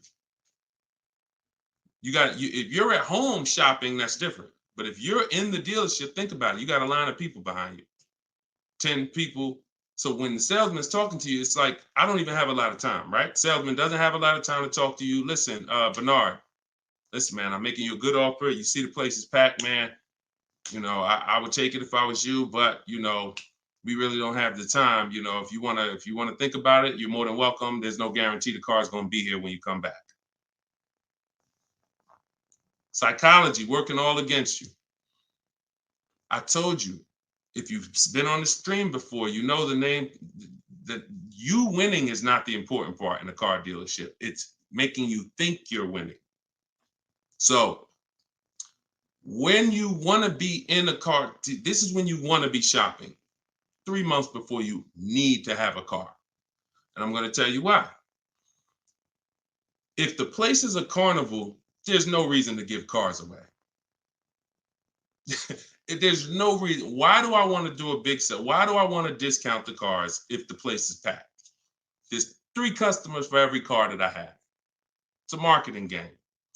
Now, the opposite is true. You got to think about this. On the 3rd of the month, when the place is empty, 10th of the month, dealers looking at that. I remember we used to look at our numbers, right?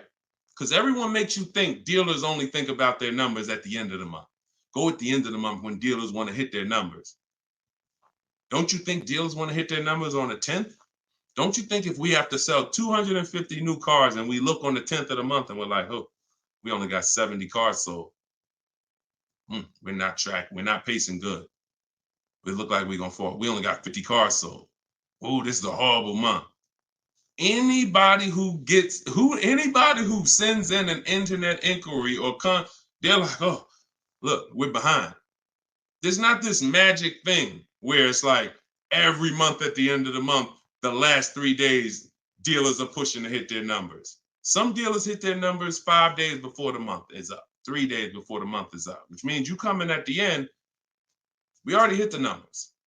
But again, it's a game of psychology. So what I'm teaching you is to understand, I was in that game for 14 years. I was very good at playing the game.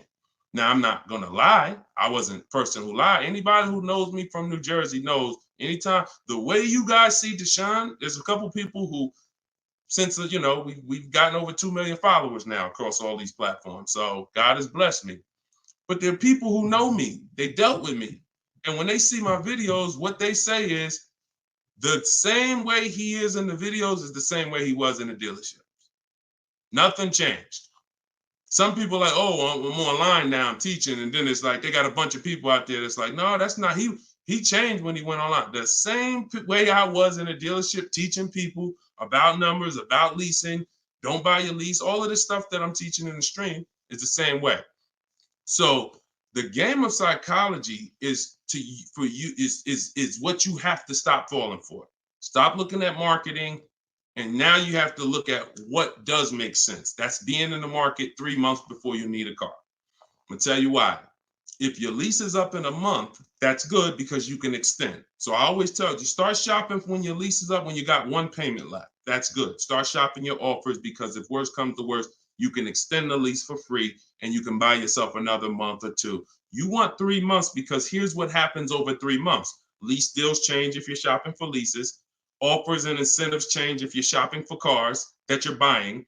If you're shopping for a new car you're buying, you can look so here's an example. Let's say I'm looking for a dark blue, Kia Sorento, right? For example, if I reach out to them, something I teach in my process is we have 2 dates. 2 dates. Those of you who have my book know this. Some of you have seen it in my free social media videos. 2 dates. As soon as date, no later than date.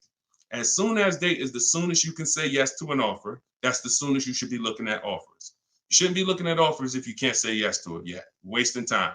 Then the second date is the no later than date. That's our deadline.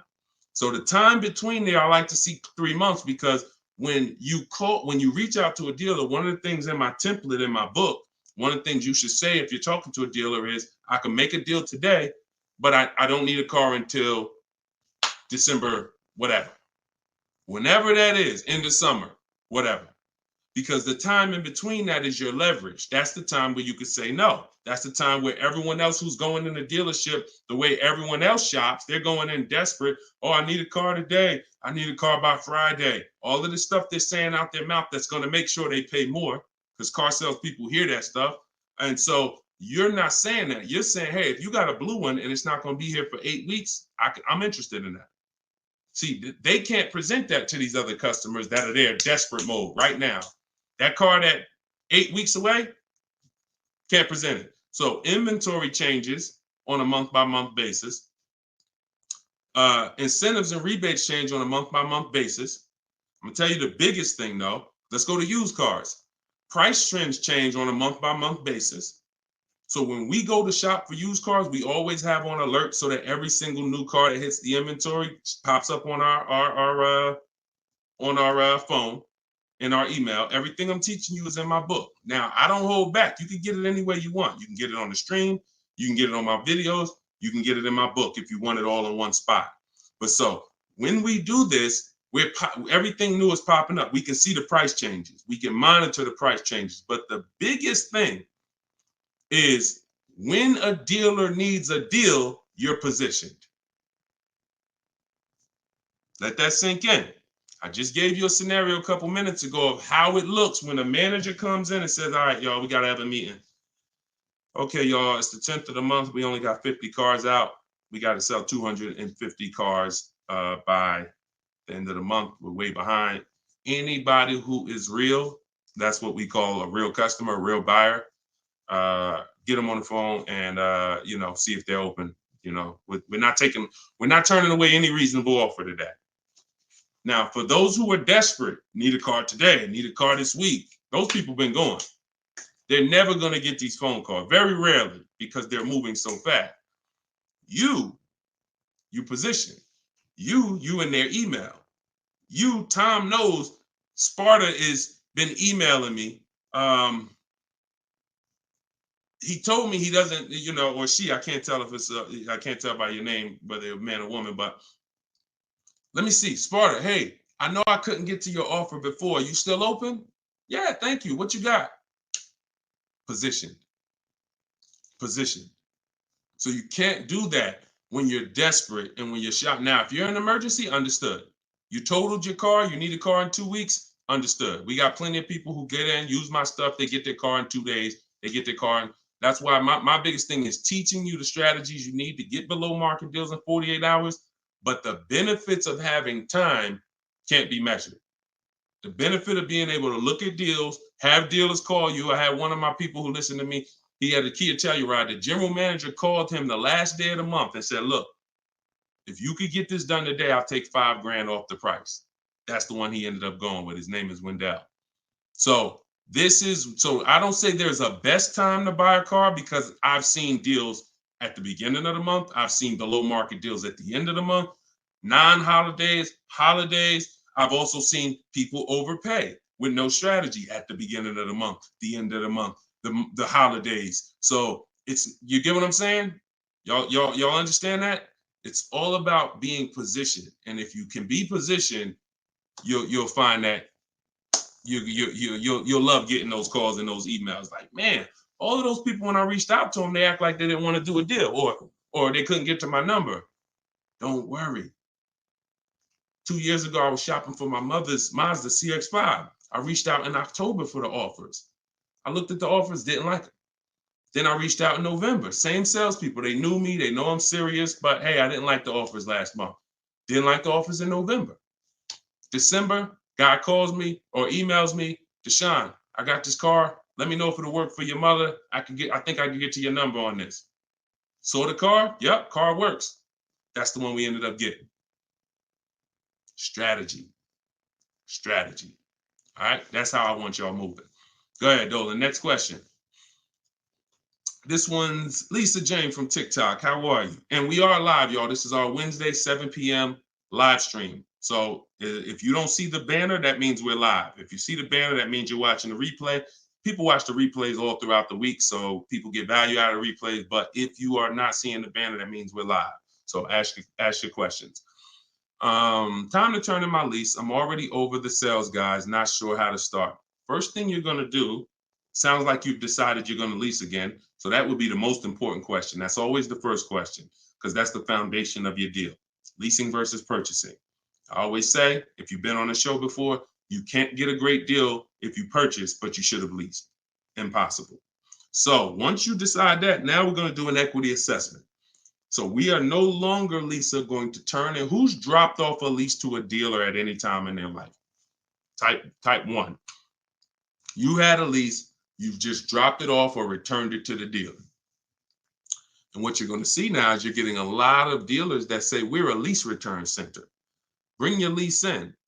We'll ground your lease for you. Even sometimes it's not even their brand. They sell Hondas and they'll say, hey, bring any lease and we'll return it. The reason they're doing that is because they're going to do an equity assessment. So the reason why right after you decide whether you're leasing or buying, that's my process is 7 steps. That's why my book is called Cars from Home, 7 Steps to Saving Time, Money, and Avoiding Dealerships. Step 7 is delivery. That's the end. But the first step is lease versus buy, 8-year rule. Second step is equity assessment because you need to understand that every time you give your car to a dealership, either dropping it off on lease or you trade, they're assessing your equity. They're assessing the position of what the vehicle is worth on the market. We do that. We never let the dealer do that before we do that. And the only way we do that, we don't use Blue Book, we don't use Black Book, we don't use any algorithm sites. We have a huge advantage with cars we don't have with houses. That's we could get offers. We can get real offers. Imagine being able to, at any time, if you're a homeowner, literally get no obligation offers on your home. You could just put your home, you could just go to buyers and say, here, this is the kind of house I got, and you could get multiple offers. Hey, I'll pay this for it, I'll pay this for it, I'll pay this for it. That'd be amazing, but you can't. So all they have with homes is algorithms, Zillow, Zestimates, and all of that. With cars, we can get real offers from the people who compete to buy cars. And this is our first step before we budget, before we think about what car we want, before shopping, we are doing an equity assessment. So what that looks like, Jane, is Lisa, is you're going to call your leasing company and you're going to get the payoff. There's two types of payoffs, a customer payoff, a dealer payoff. Depending on the brand, sometimes they're the same, sometimes they're different. Sometimes the dealers don't have to pay taxes. And so it depends. There's no hard rule, but you're going to get the customer payoff. Customer payoff, then you're going to ask them if you, that step is the same for everyone, whether you own a car, you lease a car, doesn't matter. Only people who don't have to do that is if you have a paid off car. You skip that step and you go right to the next step. But if you have a lease, you're going to ask an additional question. Do I have a third party restriction? If you don't have a third party restriction, you can sell to the highest online bidder. The bidders that we're going to get, if you own your car outright, you can sell to the highest online bidder. You have a lease with no third party restriction, you can sell to the highest online bidder. If you have a finance car with a bank loan on it, you can sell to the highest online bidder. The only people who can't sell to the highest online bidder are leases with third-party restrictions. So you're still going to go and get the offers from the online bidders because you want to know a roundabout of what the car is worth. So we're going to go to CarMax. We're going to go to Drive. We get 6 offers. This is the equity assessment laid out in my book, step 2. When you do this, you're getting CarMax offers, Driveway offers, Carvana offer, Kelly's Blue Book Instant Cash offer, AutoNation Sell My Car, and Car Guru Sell My Car. When you get to the point where if you lease, just pay attention. See, there's a lot of detail. This is why I say when y'all are trying to look through all my social media videos, you don't realize what things are applicable to you and which are not. So I'm talking to 4 different types of people right now. People who, all of you should be doing an equity assessment. People who have a car that's owned outright. People that has a car with a loan on it. People that has a lease, no third-party restriction. People who have a lease with a third-party restriction. So you have to take the nuances and say, all right, that part was for people with third-party restriction. This part is not. I don't have a third-party. So when you call and you get a third-party restriction, you need to take a different route to sell. But everyone's going to get those 6 offers. Everyone. Shout out to y'all tapping the screen, running the likes up. And shout out to the sharers. Thank you to everybody that shares the broadcast. It means a lot. Tag your closest friend. So now you get those 6 offers. If you have a lease, whenever you're on those websites, it's going to ask you, is the car owned, financed, or leased? You want to put owned. Do not put lease because it triggers something in their website where it thinks every lease has a third-party restriction and they may not give you an offer. So don't do that. Now, once you get those offers, you can sell to the highest bidder. Now, if you have a third-party restriction, we're going to take those offers. We're going to kind of see where those offers are, kind of get an estimate, and now we're going to go and sell that car to a used car, to a brand. Let me explain it like this. If you have a BMW, you can only sell to a BMW dealer. When you have a third-party restriction, you can only sell to a BMW dealer. Now, hundreds of thousands of people around the country, they found out they had a third-party restriction. They bought their cars and resold them. The reason I don't like doing that is because you pay taxes, you pay fees, and that comes out of your profit. So if you were going to make $5,000, you buy your car. By the time you pay the taxes and fees, you wait for the title, you probably won't make anything. But when we sell direct to a dealer by getting bids from multiple BMW dealers, If I have a third-party restriction of Nissan, I'm getting multiple bids from Nissan dealers. And once I get my offers from those dealers, now I'm going to sell to the highest one because dealers don't pay those same fees. Dealers will I don't have to pay the taxes and fees. That doesn't come out of my profit. So we've had people who sell direct to the highest bidder online, depending on their situation. And we have people who, with third-party restrictions, sell to the highest bidder among a local dealership. But we must get bids. Doesn't change. We get bids no matter what. So some people say, Deshone, I use what you teach. I went on those websites. They said they don't buy leases. You didn't do what I told you to do. You put that it was a lease in there, and then no, you don't. No, you have a third-party restriction. We sell to a dealer of the same brand. We get bids from multiple dealers. That's what I'm saying. So it's laid out in my book. If you want the roadmap, if you don't want to try to remember this, TikTok bio, Instagram bio, comment section on YouTube or Facebook, or you can scan the QR code, get your book for 75% off. You won't pay the normal. Hold on one second. Let me turn this off. You won't pay the normal $97. Okay, so that's the equity assessment. When you said, Lisa Jane, I'm not sure how to start, that's the process. Because we never return a lease that has equity. We don't return a lease until we find out that there's no equity. If there's no equity, then we'll drop off the lease and we'll shop for our replacement vehicle. All right, good question. Go ahead, Dolan. Good evening. How do I narrow down the luxury brand of car desired after filling out the shopping sheet? I'm looking at cars. Once you fill out the sheet and you're looking at, you're talking about you're in the step 4 shopping. Val, you're trying to decide what you want. Hold on, let me be clear. If you're in the phase where you're trying to decide what we want, we see in step 4 we have a whole process, a whole step that's called shopping, not buying. See, you need to clearly separate those two things. See, what happens when you mix shopping and buying, you go in to look at cars. If you're looking for a new car or a lease, you go in, you're test driving cars, and then you sit down, you start talking numbers. You mix the two. Shopping is deciding what you want. That's going in test driving. That's taking the kids, making sure they have enough leg room. That's doing everything to make sure. Test driving, 15, 20-minute nice test drive. All right, comparing the features, going to drive the Honda. Then I'm gonna drive the Kia. Then I'm gonna go drive everything I'm interested in. I'm not talking numbers with anybody. That is shopping. Once you have decided what you want, now we're coming home and all the purchasing is done from here. All the bidding is done right from where you're right. Like, this is where I get my cars at, right here. I sit right in front of my computer, and in 60 minutes of work, I'm gonna have bids coming in 48 hours. I'll know what the below market values are. So if you're just talking about the shopping phase, I'm on YouTube. If I'm looking for like a 3-row SUV, I'm typing in 3-row SUV. And then I'm looking at the competitors, because we're not giving enough. Look, car manufacturers do a horrible job of marketing. Horrible.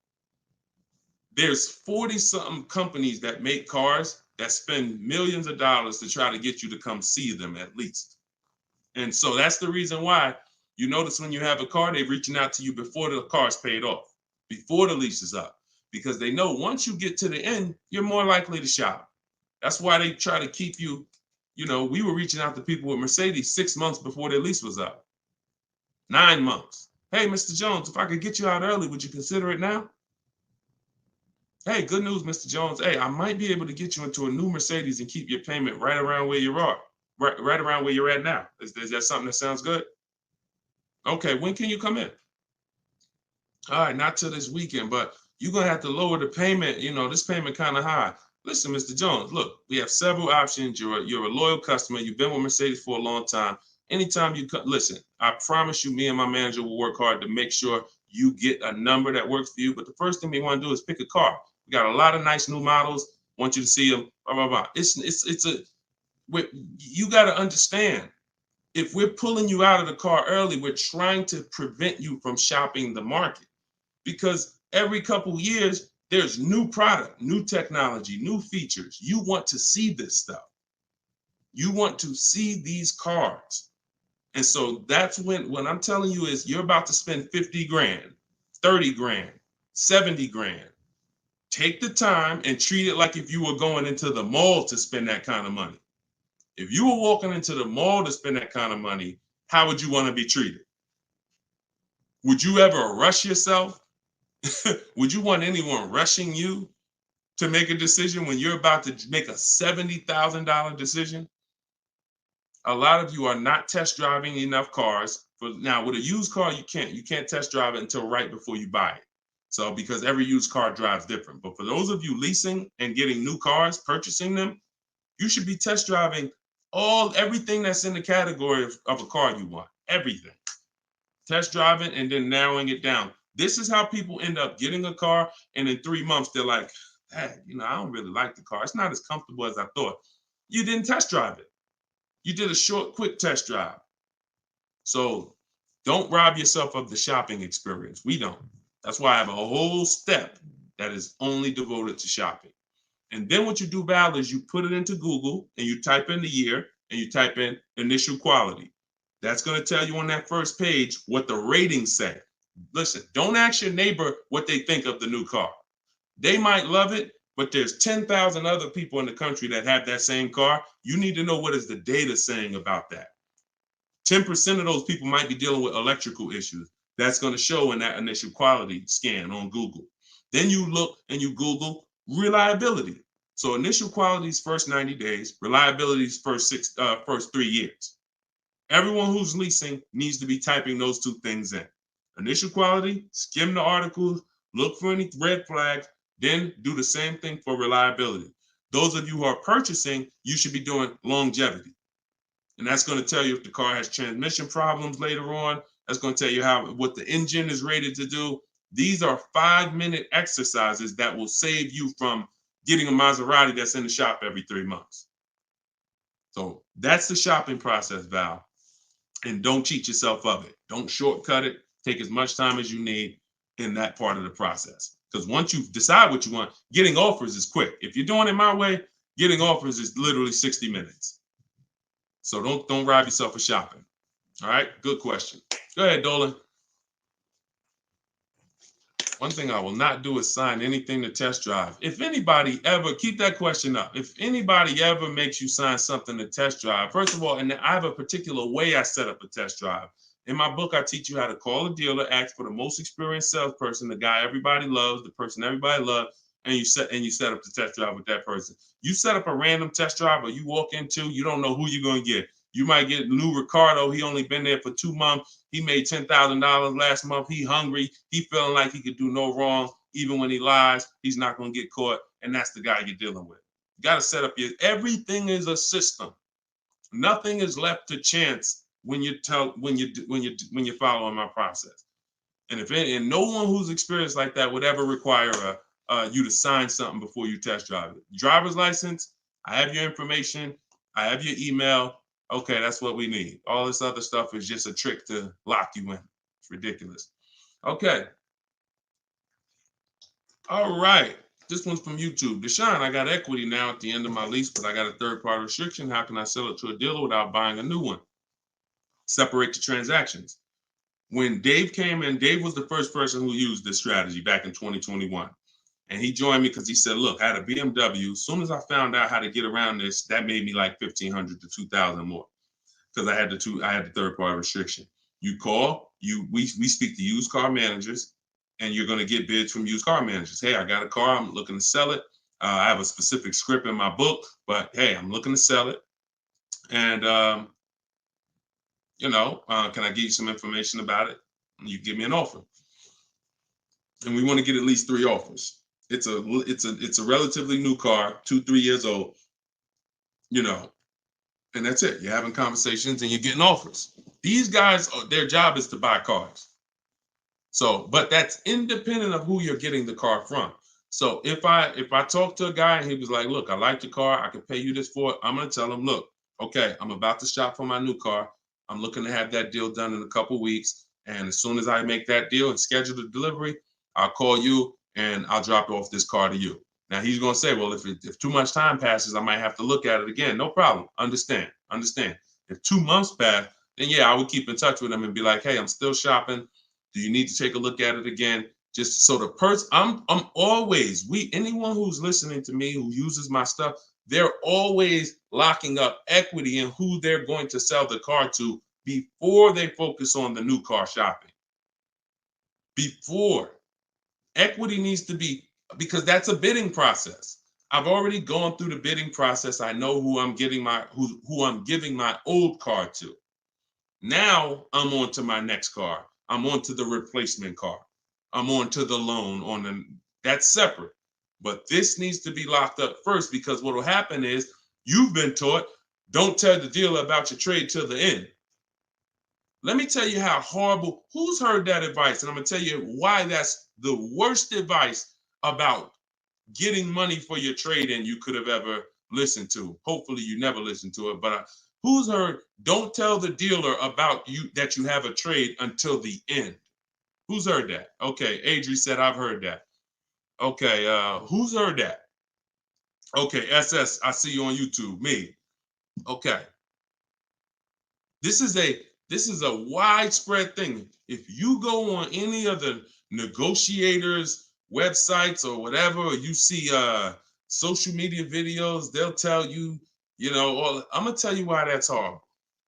Because they're teaching you to shop a way where you are gonna negotiate your way to a deal.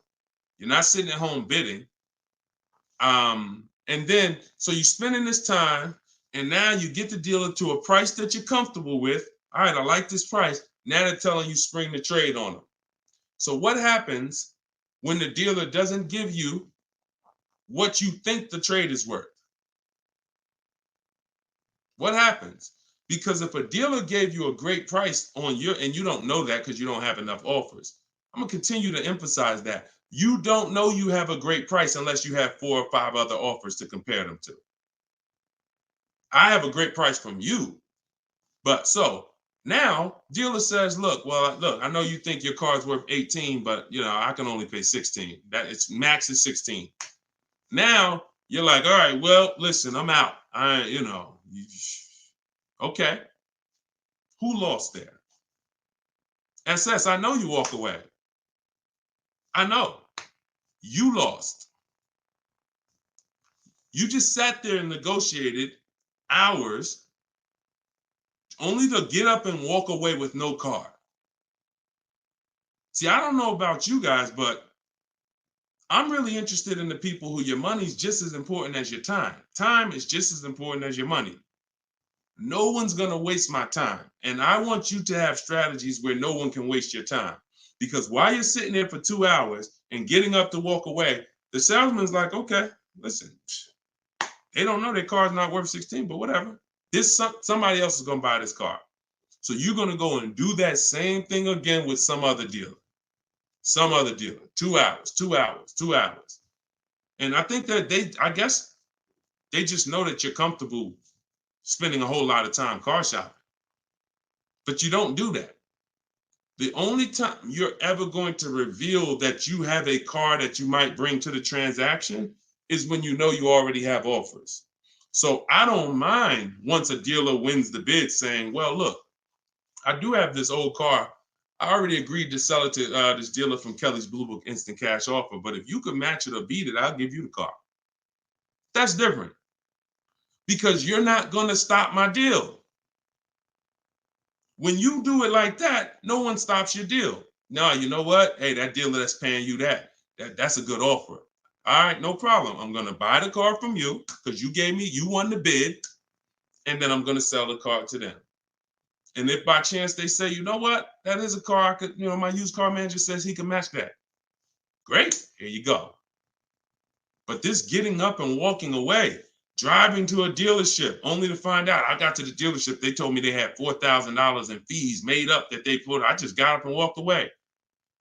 You wasted 2 hours of your life that you can't get back, and you still need the car shop. So what you're going to find using what I teach, you'll never waste your time. You'll never waste your time. My time's just as important, man. I got 2 kids. I got a lovely wife. I want to spend time with them and people I love. not in car dealerships walking out. That's just me. If you like me, then we're gonna love working together. So go ahead, Dolan.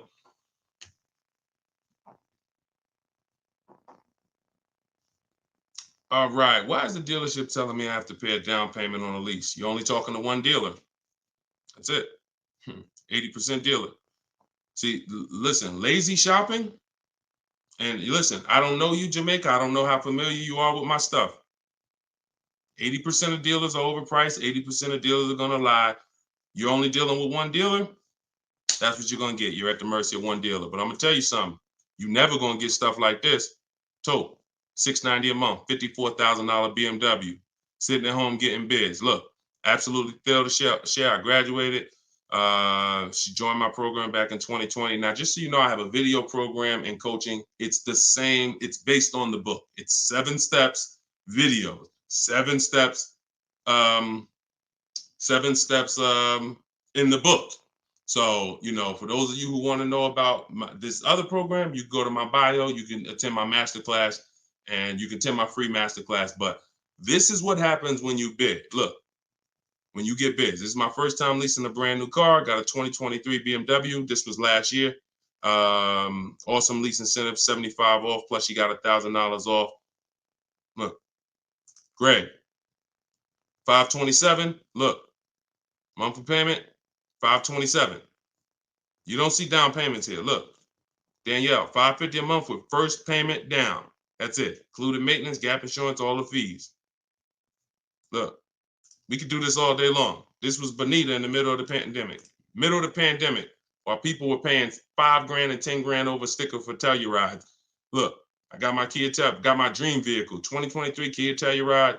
Got that in December 2022. Bids, 600 down, 600 a month.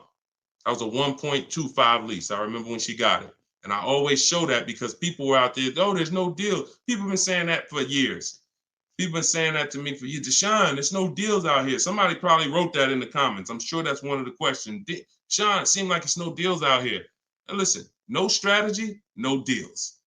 Strategy, great deals. So one of the things we're never going to do is listen to what one dealer says. 5 dealers, 5 offers. You could do it your way, manually, or you could do it my way. It's up to you. But you get 5 offers because 4 are overpriced. That's the numbers. Okay? And that's how you guarantee when you drive off with a car that you paid the lowest price in the market. You can't guarantee you paid the lowest price in the market when you only got one price. You can't guarantee when you only got 2 prices. Now, somebody who in my book, I teach something called the 25-to-5 strategy. This is for new cars and leases. We connect with 25 dealers online using my templates. You copy and paste. I got all my stuff in there. You just fill in what you want. And then we reach out to, and then out of those 25 dealers, we're shopping all their inventory. So we got a good shot of, out of 25, we got a good shot of 10 of those dealers having a car we'd be interested in. And our goal is to get 5 offers. That's it, all by email. So you can do it your way. You can call, you can do however you want, but we know this because we shop better than anyone else in this world. So when we're looking at all these offers and when we can say confidently 80% of are overpriced, we can talk to someone who's only getting 1 or 2 or 3 offers and tell them there's no way you're going to get great below market deals shopping that way. It's just not going to happen. So I wish I could tell you you could mix your way. The only thing I can say about mixing your way is if you don't want to use my strategies to get the 5 offers. You want to get 5 offers some other way, God bless you. But you get 5 offers if you want below market deals. And if you're looking at super popular vehicles, Charles got a Palisade. Look, he got 10 offers. I reached out to 35 Hyundai dealers, got 10 quotes back. Offers range from 1.3 to 1.23 to 1.66. He ended up with a 1.23 lease on a Hyundai Palisade. $48,000 vehicle, $597 a month. So that's why the dealer you're dealing with is telling you you need a down payment because that's who they are. They're an 80% dealer. They're an 80% dealer. All right? That's just what it is. Strategy. Go ahead, Dolan.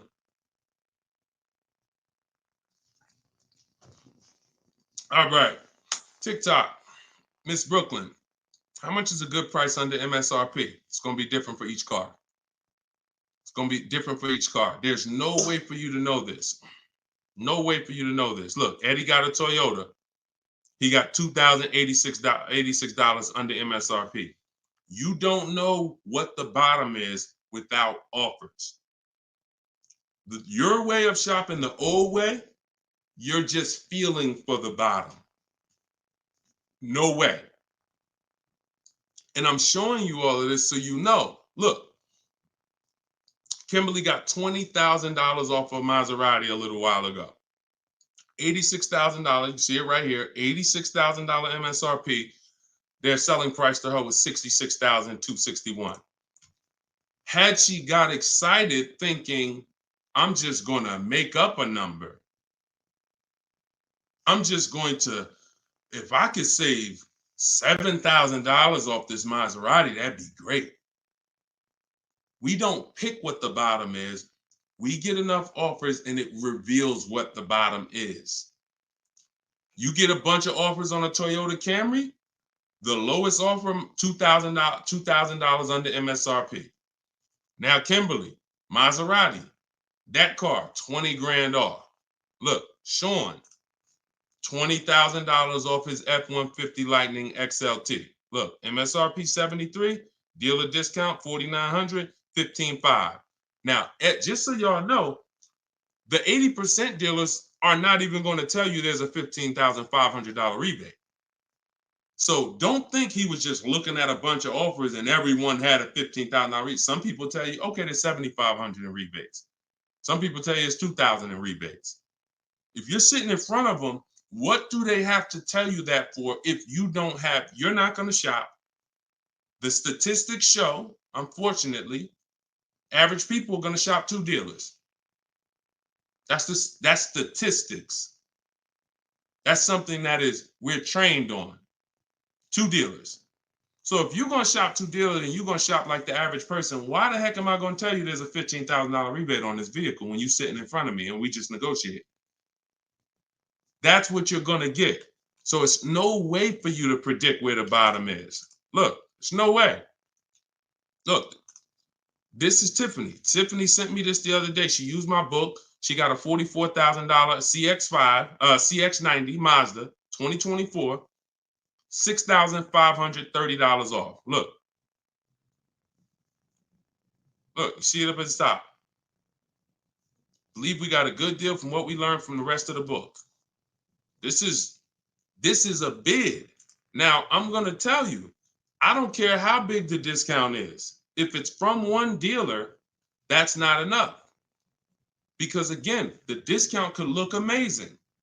Wow, 7 grand off, 10 grand off, 15 grand off. Until you get the 5 offers minimum, what if the max was 20 off? What if the max was 25 off? I told you, I sold a Maybach when I was working for Mercedes-Benz. It had a $20,000 rebate. If a person was getting bids for the Maybach, they would have saw that they could probably save 30, 40 grand off a Maybach at that time when they were running a $20,000 rebate. But if they came in and the dealer said, all right, look, I'll give you 15 grand off. If they thought, okay, that sounds good. So you don't get to pick where the bottom is. No one does. And if you try that, you're going to lose every time. And you're going to lose by not getting to the bottom and by wondering. See, that buyer's remorse, that's wondering. Was that really the bottom? You think we could have got more money off? That's buyer's remorse. We never have that. I want you to never have that. And when you sit at home and you let these offers come to you and you look and you see 5, 6, 7 people bidding for your business, you'll never wonder. You'll never wonder again. That feeling of in your gut of, oh, I hope I'm not getting ripped off. Oh, I hope this is a good price. That's a thing of the past. You'll never have that. Okay? And you deserve not to ever have that. Stop shopping the old way. Okay? Go ahead, Dolan. Very common question, too. Yep, you did the work. This one's Nita from TikTok. Instagram, I don't see enough questions over here. Instagram, I see a couple of y'all on, but I don't see any questions. Can I oil you up? Okay, you got to get it. You always got some weirdos popping up. That's why I'm going to let Dolan pull in the questions. Sometimes I'll be reading and we get just good. All right, so Nita from TikTok. Should I be worrying about the cost of insurance when buying a car? I would look, insurance is insurance. I would use a site like Insurify or Jerry, the Jerry app. I would use a site that shops multiple companies. Insurify shops multiple companies. And some of the smaller companies that don't have the big budgets, some of you go to insurify.com tonight, you might save money. So you need to, and I'm not endorsed by Insurify right now. I just believe in the product. Look, I believe in anything that gets my favorite two words, multiple offers. Because that's how we buy everything else. That's how we buy TVs, that's how we buy electronics, that's how we buy groceries. You go in, you want some potato chips, you got 30, 40 companies competing. You got, spaghetti sauce, 10 different companies competing, trying to sell you. Oh, we're on sale this week. Blah, blah, blah. It's always multiple offers. So any tool that gets multiple offers, I love it. So Insurify.com or the Jerry app. Yeah, insurance is insurance. J Love, how's the market looking? Watch the earlier broadcast. We answered that. That was pretty much, I think that was the first question in the show. So you could go to YouTube, watch the rebroadcast, and you'll see the answer to that question. Go ahead, Dolan, shoot that next one out.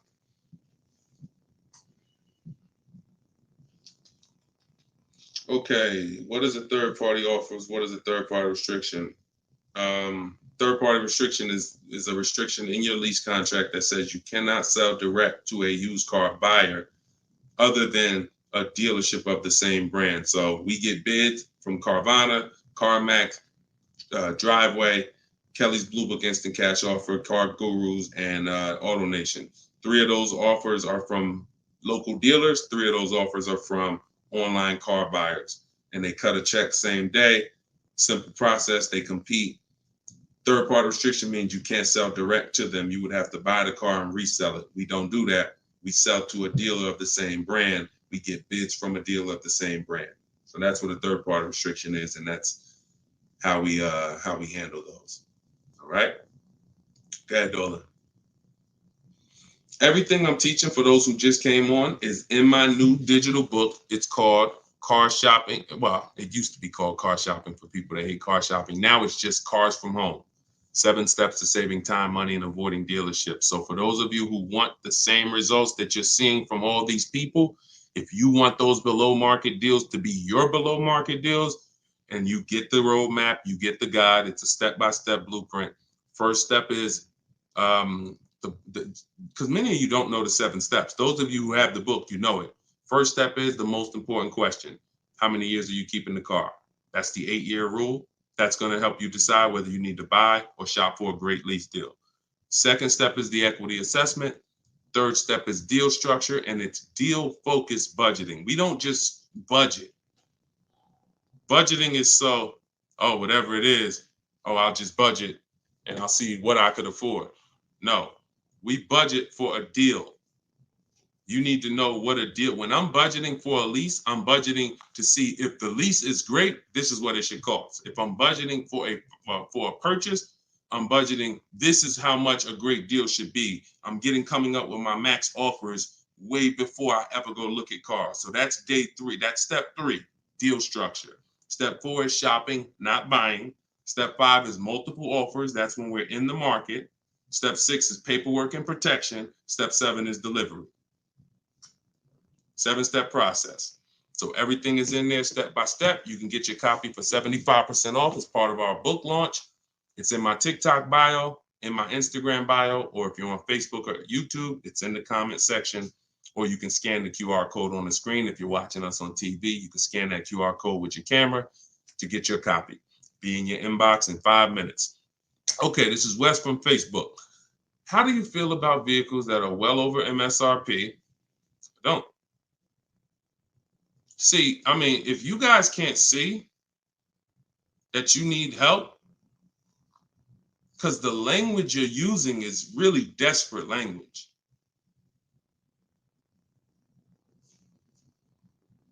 I really don't know, like, because here's the thing. You're walking into dealers because that's all you know to do, and you're saying that stuff. Vehicle I'm interested in selling almost 20 grand over MSRP. I remember when the new Broncos came out a couple years ago during the pandemic, and people were paying 10 grand, 20 grand over MSRP for them. And when our first person got a Bronco with no markups, everyone who paid 10, 20 grand, 5 grand, 2 grand over at that time, money's out the window dealing with 80% dealers. And then you go in and you say this stuff that just works against you. Oh man, yo, you go into another dealer. Hey, what's this? Oh, y'all got, how much y'all asking for this? Well, we're asking 10,000 over sticker. Oh, okay, that's better than the other deal. This other deal I was in, they was asking 20 grand over sticker. Negotiating against yourself. How you gonna turn around and ask me for money off when you just said that the price, because I'm 10 grand over, I'm good. Oh man, you only 5 grand over stickers. Man, you all right, this is good because the other one was 20 grand over sticker. Okay, so don't ask me nothing about my 5 at all. You interested? Because yeah, let's talk. What's the payment like doing this? All right, come on, have a seat here. This is you going out with the cleaver in your head. I don't know how else to tell you. Like, sometimes I'm nice. I'm a nice guy. I wouldn't be doing this if I wasn't a nice guy. This is what God put me here to do. But I'm telling you, you're a sheep to slaughter. If you don't learn this strategy, you are a sheep to slaughter, and every single time you buy cars, you're overspending by that. You go out right here. Now, if you get bids and you start to see, okay, man, I could get that car not only for this. We had somebody come on the show the other day, and she said, man, I got a brand new 2024 BMW X4M, the M. And she said, I got the bids. I got 4 grand off and another 3,000 for my military. I saved 7 grand. Bids sitting at home. Some people going in the BMW dealers paying 5 grand over sticker for the brand new, newly designed 2024 M. So, any way I could get it, I'll break down the numbers and let you see. That sound like this guy and these people he's showing getting way different results than I'm getting. And sometimes I'm gonna just be straight up with you. You $24. I don't know. So go ahead. I don't know, because that's it. All I could do is just follow the show and listen to what we're talking about so you can understand. Go ahead. Go ahead, Dola. You can't make people. It's crazy. Like, literally, you cannot make people. Like, I could sit on here, talk to them blue in the face, talk about the money, show the people. You can't make you. I can't make y'all. So only the minority of people who are like, yo, you know what? This dude, I've been public for 3 years. If what I was teaching wasn't working, if I was scamming, if people were getting my stuff, we wouldn't be 5-star reviews. We wouldn't have 2 million followers. It would have came out a long time ago. I've been doing free master classes for 3 years. This would have been out by now. So understand, I'm fighting for your money. I'm fighting to protect your money. And I never had a book for $24. The least expensive way to work with me before my book came out was $397. I'm gonna let that sink in. The least expensive way to work with me prior to my book coming out was $397. And people didn't bat an eye. Some of you been in my master classes. You've been in my free master classes. You know, oh man, I can't work personally with Deshone. I can't get his step-by-step strategies until I invest in his program. All those people that y'all seeing been investing in my program since the pandemic. I never had something for $24 that you could get everything I teach. It took me everything because I priced the book at $97. I said, it's not fair. It's not fair that I'm going to help you save thousands and thousands of dollars and I'm charging the same price for daggone books that are talking about wizards and fairies. That's not fair. But, I got to be obedient. God told me do this, I'm going to do it. I don't know how long I'm going to do it. But for now, You can get your book you can get your book for 75% off in my TikTok bio, in my Instagram bio, in the comment section. YouTube and Facebook. TikTok, is it better to get a car loan from a credit union? No, we use a process. Everything we do is bids. So if you're new to this, we use a process called the bank bidding war, where it's 3 rounds. So before we look for a car, if I'm looking at a Honda, first thing I'm going to do is see, does the Honda I'm looking for have any special interest rates? 0%, 0.99%, 1.99%. That's going to eliminate my needing to shop for any bank loans, because a special subvented interest rate is like a finance rebate. They're giving you rebates in the form of financing. So no one can compete with that. So once I do round 1, if there's no special interest rates, now we start getting our bids for the car. Or if I'm looking for a used car, we start, shopping the marketplaces, narrowing it down to the ones that are going to be the best value. And then once we see who wins the bid, we find our car, we lock up that car, and then we go and we start round 2 of the bank bidding war, which is going to be our credit union, our banks, online lenders, going online and letting everyone access our credit with a hard pull. Because if you do this right, this weighs on your credit just like one hard inquiry. So if one hard inquiry drops your score 10 points, you could have 20 hard inquiries in this 48-hour period, and it's going to drop at the same 10 points. So we do that, and whoever gets the best rate, whoever makes us the best offer from round 2, then we call the dealership and we give them an opportunity to beat it, and that's round 3. The dealers have 7, 10, 15 banks. Any of their banks can beat it. That's the bank bidding war. Everything we do is a bid. There's no price assurance shopping the old way. Not only are you overpaying, even if you get a good deal, you're going to question it because you don't have enough offers to compare it to. Once you have enough offers, I had 10 banks compete for my business. I know I got the best rate. We need to know. That's the name of the game. Price assurance, guarantees. These are words that you haven't had in your car buying experience. I'm guaranteeing. If I ask any of these people here that I showed you, Tiffany with the Mazda earlier, Sean with the $20,000 off his F-150, Charles with his Palisade lease. If I asked any of these people, if you said, hey, look, are you willing to bet me $500 that there was no better offer in the market that you could have got, they'll all take the bet. I'll take the bet. But if I asked you, and I took listen, what's the last car you bought? Okay, are you willing to bet $500 that there wasn't any lower offer in the market for that same car? Would you take the bet?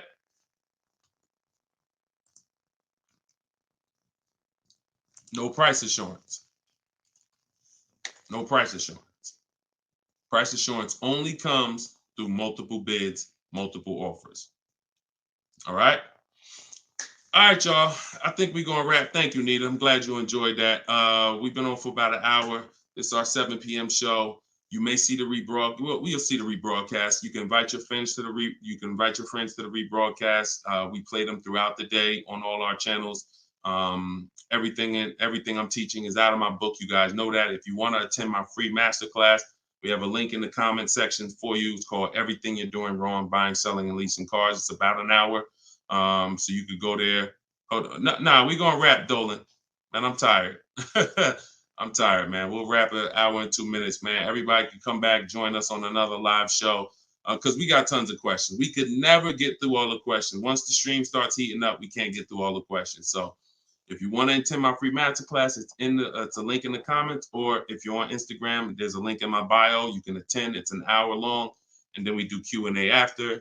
And then if you, of course, want the book, you guys know where it's at, in the comment section or in my bio. Other than that, I'll see you all on the next show. Shout out to everybody who joined, and it was good to see you all. All right, I'll see you all on the next stream.